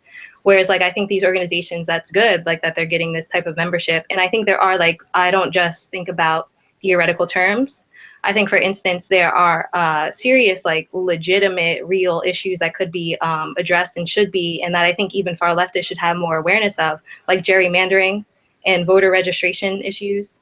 That's something that everybody, I think, from far left to, I guess, quote unquote liberal, should be able to like rally around and deal with, because ultimately that does still help the ultimate goal, because gerrymandering is done, at least right now, disproportionately stacking things towards the right. I've tried to make the connection in this conversation back to the concept of accelerationism, as Nick was kind of keying in on at the end of his intellectual history, the MAP. You know, basically the MAP represented a bit of a split, right, between the traditional Marxian position where capitalism is the thing to be accelerated, and they've pivoted to, I actually don't know exactly what they pivoted to. It takes a bit of reading between the lines. No, that's a good point, yes, definitely. Some concept of, you know, maybe technological innovation, maybe it's human creativity or the objects to be accelerated. And with kind of these new praxis like the alt-woke or democratic socialists. How would that fit in with respect to, the MAP and kind of what's being said there? Nick, can I just say something quick in response to that, and then you can. No, definitely. I took that as an open that was question. Vincent, right? That was Vincent. That was Zach, wasn't it? Sorry, if I'm. Yes, it was Zach. It was Zach, right? Yes. Okay. Hello, Zach. How you doing? So, to me, I think if you want to just get to it philosophically, and I've been kind of like trying to like write this down and address this, right? What MAP did, which actually is kind of going back in a way, whether consciously or unconsciously, to philosophers of technology prior to the publication of MAP, right? And you know what I mean. There are plenty of people we can quote, but I think that the familiar names would be like Simon Doan and people like Kittler, Friedrich Kittler. Is that to kind of like show how Genesis in a single word, or like basically so like the entangled evolution of biology and technology, right, is semi-autonomous or autonomous in the last instance from the evolution of political economy, something that Marx was not able to do, and show how the rift between these two entangled progressions or evolutions can be exploited. So on one hand, and then how it's all complicated with the third evolution, which is evolution of nature, which then is returning to history in the form of a climate change, right? So sort of like to show how the urgency of this other form of history, which is also semi-independent, like climate change, with the technogenesis, with the evolution of political economy from whatever like Marxian point of view, how these three are interacting and how they can be, the rift between them can be exploited, and things are not just as straightforward in terms of like how to accelerate. You only have to accelerate capital. Yeah, I mean, I obviously want to turn that around in the sense that I think the combined intellectual achievement of the Marxist and Austrian tradition is to have integrated the dynamics of capitalism and political economy, and to see it as some kind of, at least straightforwardly, some intellectual achievement to have disengaged them is, to me, at least questionable.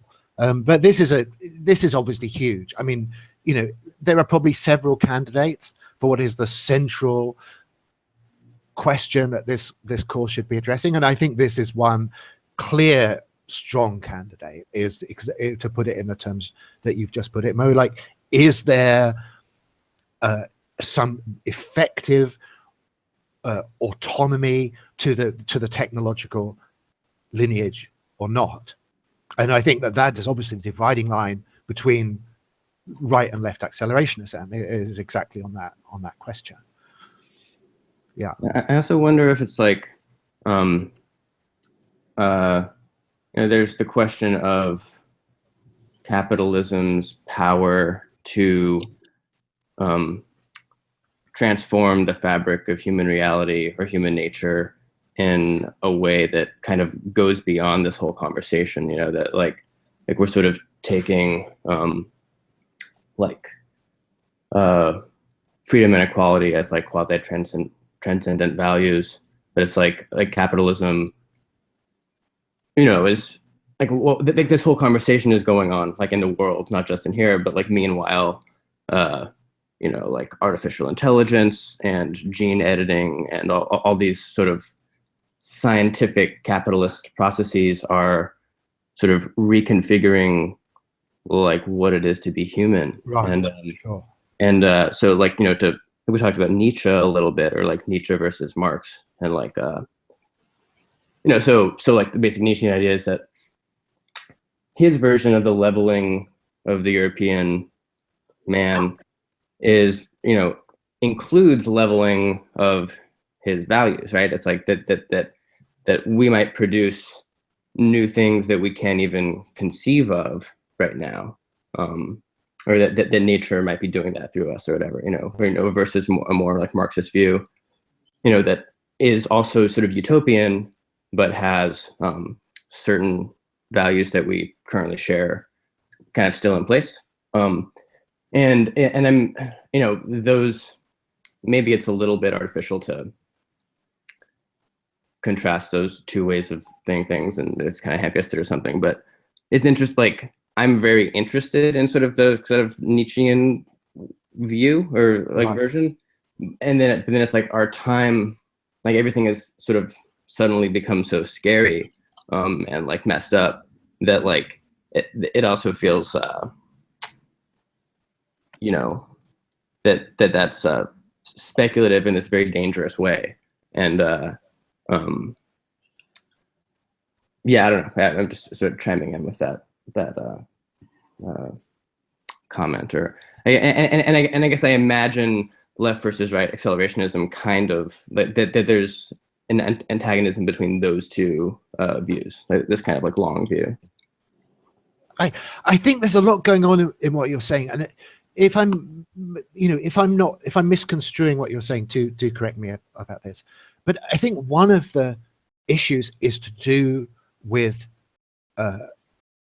transcendence in relation to this accelerationist process, and I think that is a line that runs through Marx rather than necessarily just between Marx and Nietzsche on this. I mean, there's a certain, I would think, quite traditional reading of Marx where, you know, the notion of transcendent socio-political values is exactly being processed out by the Marx Engels conception of scientific socialism, that the values are shown to be internally generated. You know, so that the collective, all for instance of collective ethics, you know, everything that comes from that it can be shown to be produced by the industrial system and the way that it fosters cooperative activity inside the industrial process, and it doesn't invoke some transcendent source of ethico-political direction. And I sort of, it seems to me that there's a necessary consequence of the kind of things that the MAP is wanting to do, that side of Marx, you know, what maybe you could call a kind of Nietzschean side of Marx on a very abstract level, that the allergy to the invocation of the transcendent is something that gets lost then, you know, and it necessarily is that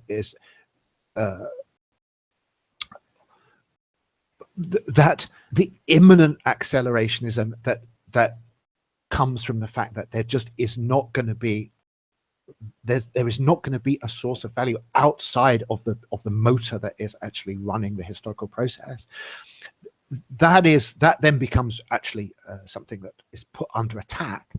And there is a kind of appeal to a set of kind of values that are being brought out from outside and acting as a criterion and judging it, you know, and so you get that language which we've already seen, you know, to do with sorry, let me just repeat it exactly. You know, not only is capitalism an unjust and perverted system, no, I think that it's like there's a certain level of scientific socialism in its kind of classical form that would find that a really embarrassing judgment, you know. I mean, that would see it as the lowest tier of sort of rhetoric that was available to them, but really below the plane of analysis that is philosophical and that is truly Marxist in that sense, because it's making an appeal that it's not able to explain the source of those values, of those criteria within the process being described.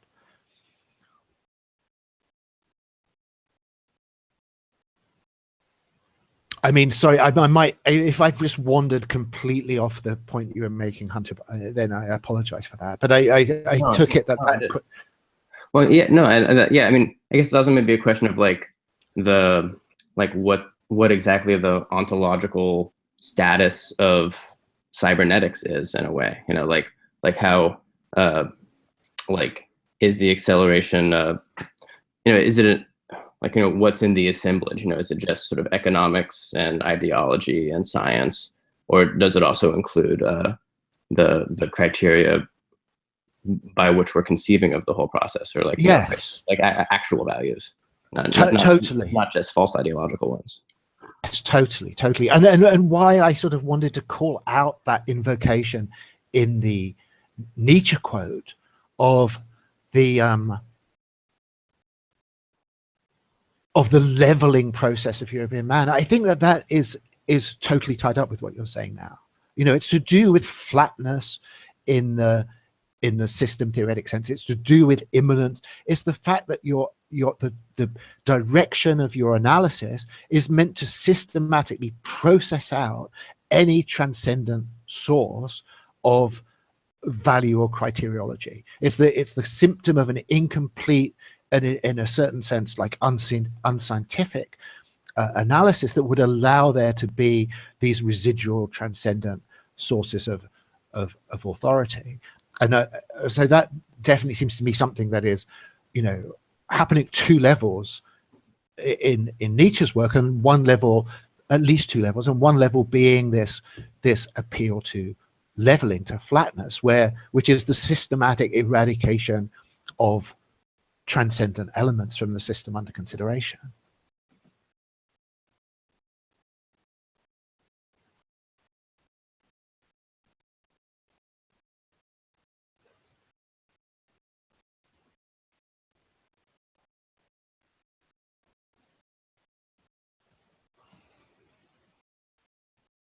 We're still live, right?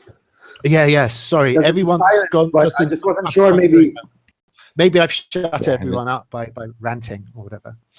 Yeah, I was going to resist replying so that someone else could chime in or talk. But. Oh, can everyone hear me? Yes, we can. Good. I wonder, I just wanted to press Nick a little because it hasn't come up as far as I can tell in this conversation, but you've talked occasionally about what you call fundamentalist accelerationism, and I wonder if you could distinguish that from left and right in your view. Well, I've noticed this conversation happening in the sidebar, and actually I don't think my usage of that term is able to support the kind of weight that people seem to be putting on it in the sidebar, because I meant it just almost in this exact sense of kind of a scriptural literalism. You know, I think I used that term in relation to the obsolete capitalism text that I hope I've linked through to you guys. I sent it, I think, to Theodore. I'll put them in the sidebar too. I can't. Yeah, I've put the text that you sent to the group email thread, I've posted in the classroom. And you know, this is a kind of, I think, very strong intellectual history type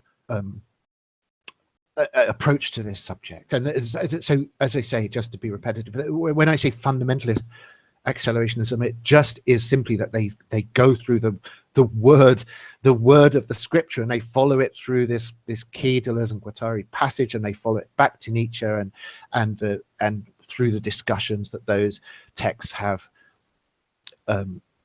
introduced in the works of Klossowski and this kind of thing. So it's not, in my usage of it to date, a term that has much theoretical dignity to it at all.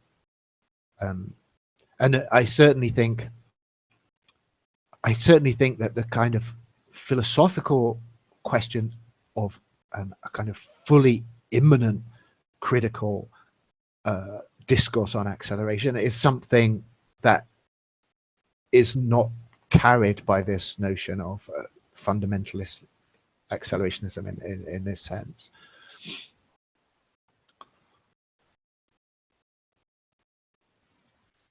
Can I just hop in really quick? I guess my question is sort of accelerationism as I understand it, in the way that you've spoken about it before in your own work, strikes me more as a like a philosophical analysis of nature and trends that happen in nature, rather than something we can easily categorize as a political program. I suspect that's going to come up a lot in the class. Yeah. But I was wondering, I think Josh already made a point like this. If I go back a little bit, he says in the sidebar, right accelerationism is phantom. It has no coherent political program. And I think there's a lot to that, in the sense that basically, like just recently, Zizek wrote a kind of journalism piece that repeats a point he makes often, and I think accurately, which is to say that the left requires a new international order for its program to operate, and that the failure of the left is the default condition of possibility for right accelerationist trends to happen. I mean, it's not that you need anything positive to happen on the right at all for capitalist techno-economic acceleration to happen. You just need to sabotage, undermine, and mess up the attempts to control and constrain and inhibit those processes. So in that sense, I would totally agree. You know, there's not really any need or requirement. There's something bizarre about a strongly positive right accelerationist political program. And I think this obviously feeds into the question we've been having this week about the whole relation to Trump and everything. I mean, the alt-right, you know, and let's say, I think it's too early to be very clear about whether this is right or this is just falling into a certain convenient pattern. But let's just say that the Trump phenomenon really is about this populist, economic, nationalist political program. It obviously is, in that sense, a positive political program.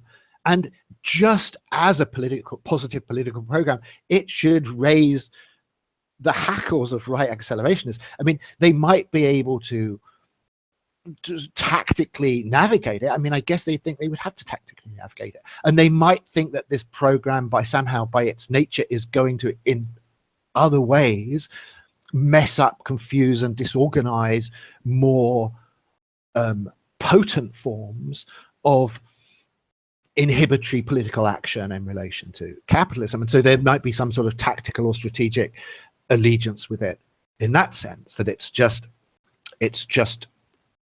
being sort of tactically supported for its pure chaos value, for the fact that it's messing things up. And there are certain elements that I can see that you know, reasons why one might do that. But as a positive political program, of course, it cannot be the bearer of a right accelerationist program. That makes no sense. It's a kind of intrinsically incoherent theoretical suggestion. Is there a level of irony to use right accelerationists in that context then? Well, I mean, I'm taking it as just an inevitable production from left accelerationism. You know, it's like I just think it almost writes itself as an inevitable sort of semiotic effect once someone is qualifying accelerationism in that way. But I could have been done in different ways. I mean, I've otherwise said, and I like this much more personally than fundamentalist accelerationism, unconditional accelerationism, you know, i.e. accelerationism without any transcendent criteriology. Just to clarify, I actually don't know, did you coin the term right acceleration, or is that coined by some, like, was that? I think I coined it, but honestly, I'm not confident about that. I'm not confident about that. I think I coined it in polemical engagement with the MAP, but it wouldn't surprise me if someone was to come back to me and said, don't delude yourself, you know, it was coined by X, Y, or Z at a different time. That it's entirely possible. I think Ray Brazier has probably characterized it sort of earliest, right? Now, if he's mad characterizing it in gliding. relation, yes, no, that's right. But that's even, isn't that even before the MAP that he writes that piece? I'm not sure. Sorry, I'm getting my timeline tangled at this point. But yes, whatever language he uses. I mean, I don't know whether he uses the word right accelerationism. I certainly would believe it if told.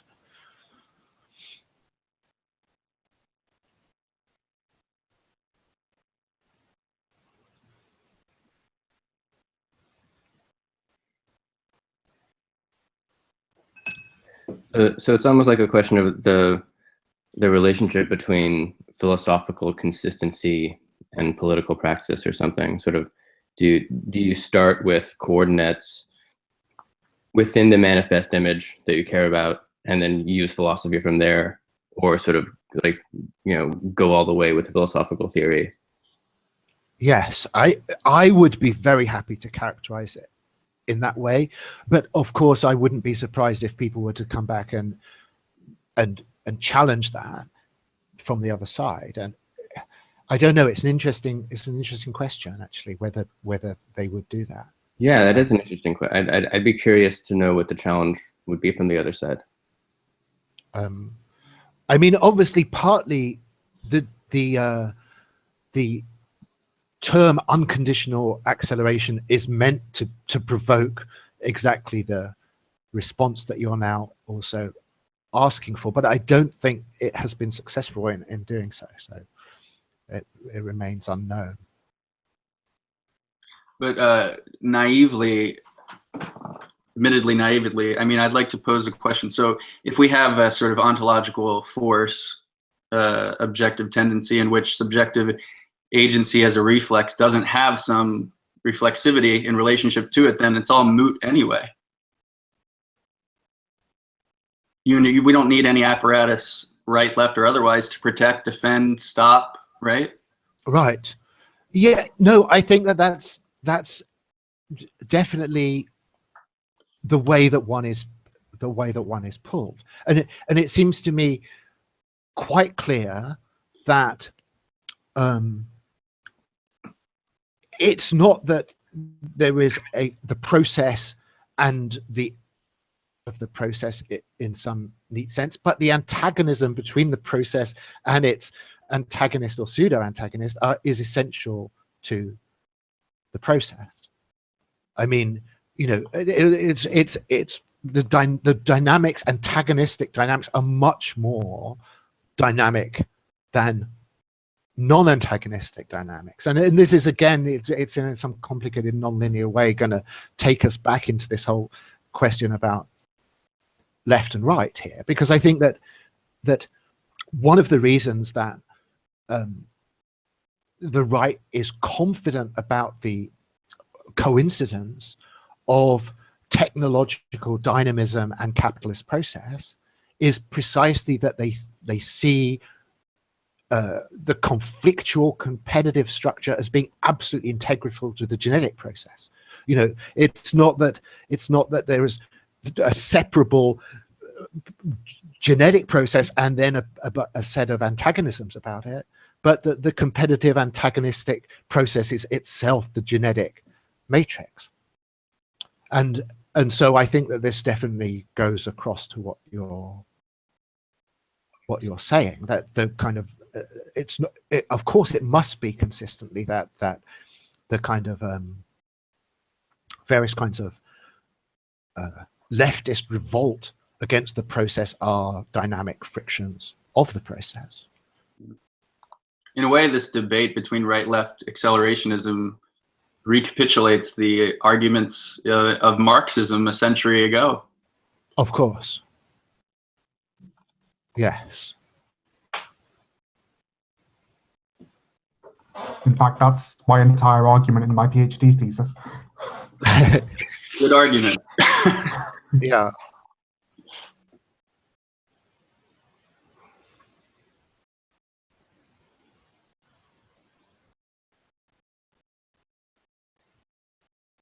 Yeah. I mean, this point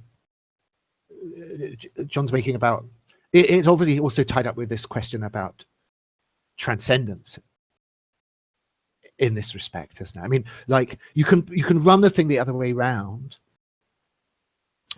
and say, and it goes back to this question about to what extent is politics itself analytically derivable from the capitalist dynamic, you know, in an absolutely traditional analysis, you know, and what Marx and Engels are denouncing as a utopian communism is precisely the notion that you have these forms of practical collectivity and political orientation that do not have a genesis internal to the actual socioeconomic process of production. So, you know, described that way, it's perhaps seems less of a problem, but I think that they're just it's the same issue but just flipped over, actually. That the industrial process, there's a point where Deleuze and Crotty in Anti-Oedipus are being deliberately provocative and say capitalism produces schizophrenics in the same way that it produces Prel shampoo. And given the role for them, schizophrenia is the bearer of the revolutionary impulse, you know, that I think they're saying something that is a kind of fundamentalist Marxist point. You know, that the fully immanent apprehension of the industrial process encompasses the whole terrain of political possibility. Can you talk a little bit more about John Greer and like the sort of anti-accelerationist? I've never actually heard of him before you mentioned it. Right. So this idea of negative feedback, like that he's sort of accepting the sort of cybernetic approach, but yes, yeah, he's someone who is very, very attached to historical cycle theories. He reads a lot of Spengler and these sort of giant sort of historical accounts based on cycles, because he thinks that that any apparent progressive process, i.e. any process that seems to be the bearer of a kind of positive feedback dynamic, is only a partial optic on a complete negative or equilibrium cybernetic circuit. And so this is his basic framework for understanding all of these things. He thinks if it looks to you that you're on some up curve, you're just not seeing enough of the big picture to see the complementary down curve of that process. So he's got a bunch of really interesting essays on his blog. If you go back near the start of his blogging career there, you know, he lays out a lot of this historical theorizing quite clearly. So I just want to give a time check. We're about 8 minutes to the end of the class time. I'm happy to keep running longer. 8 minutes over. 8 minutes over class time. I think we're ending at 12:30. Okay. So there's still 8 minutes left. Correct. Yeah.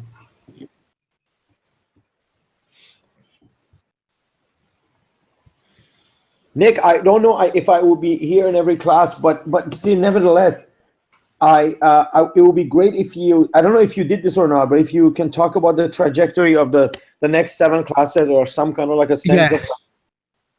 Yes. Because I missed.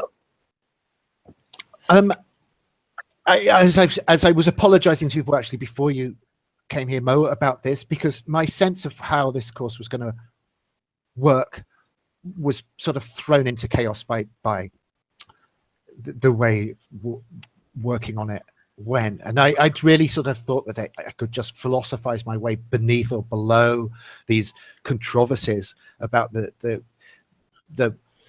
claims of accelerationism and get to some core that would be shared across all of these different frameworks. And I just have abandoned that as a kind of completely naive and hopeless expectation. So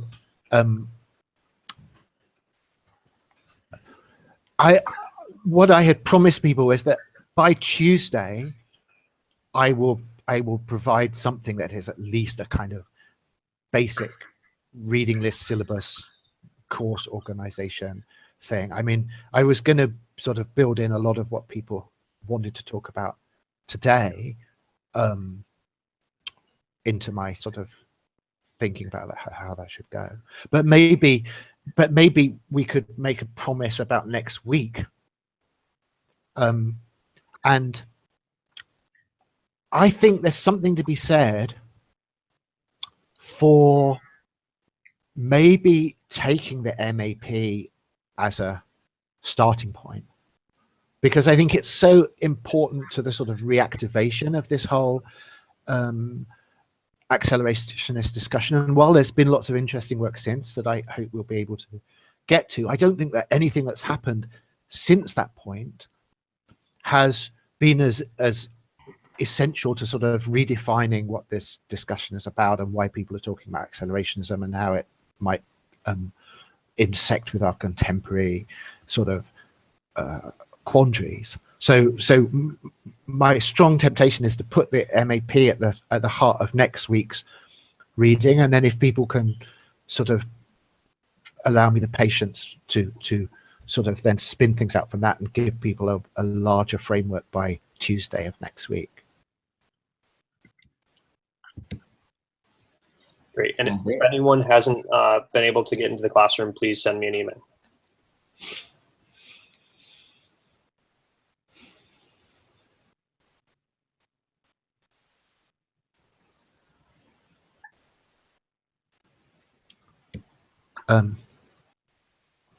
So any last, we're sort of reaching exhaustion point, probably, I can see from people, although you're not at horrible times, all of you, are you, by any stretch?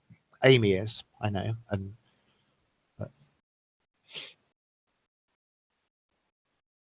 I mean, here, let me put this in a more strong way. Is there anything that people would want to put on the table now? I'm going to assume that I haven't looked at this alt woke manifesto yet, but I'm going to assume that that's something that's worth taking a look at. I'll put the xenofeminist manifesto definitely on the course somewhere down the line. Is there anything that people want me to add to our agenda at this point, and that then I can sort of build that into our program over the next few weeks?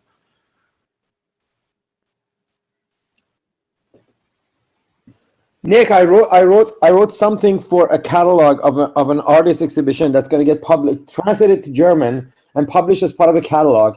The essay is not published, but I don't mind just not assigning it as a reading, but just posting it to the classroom for people to kind of have access to, because I think it touches upon a lot of the stuff that comes up.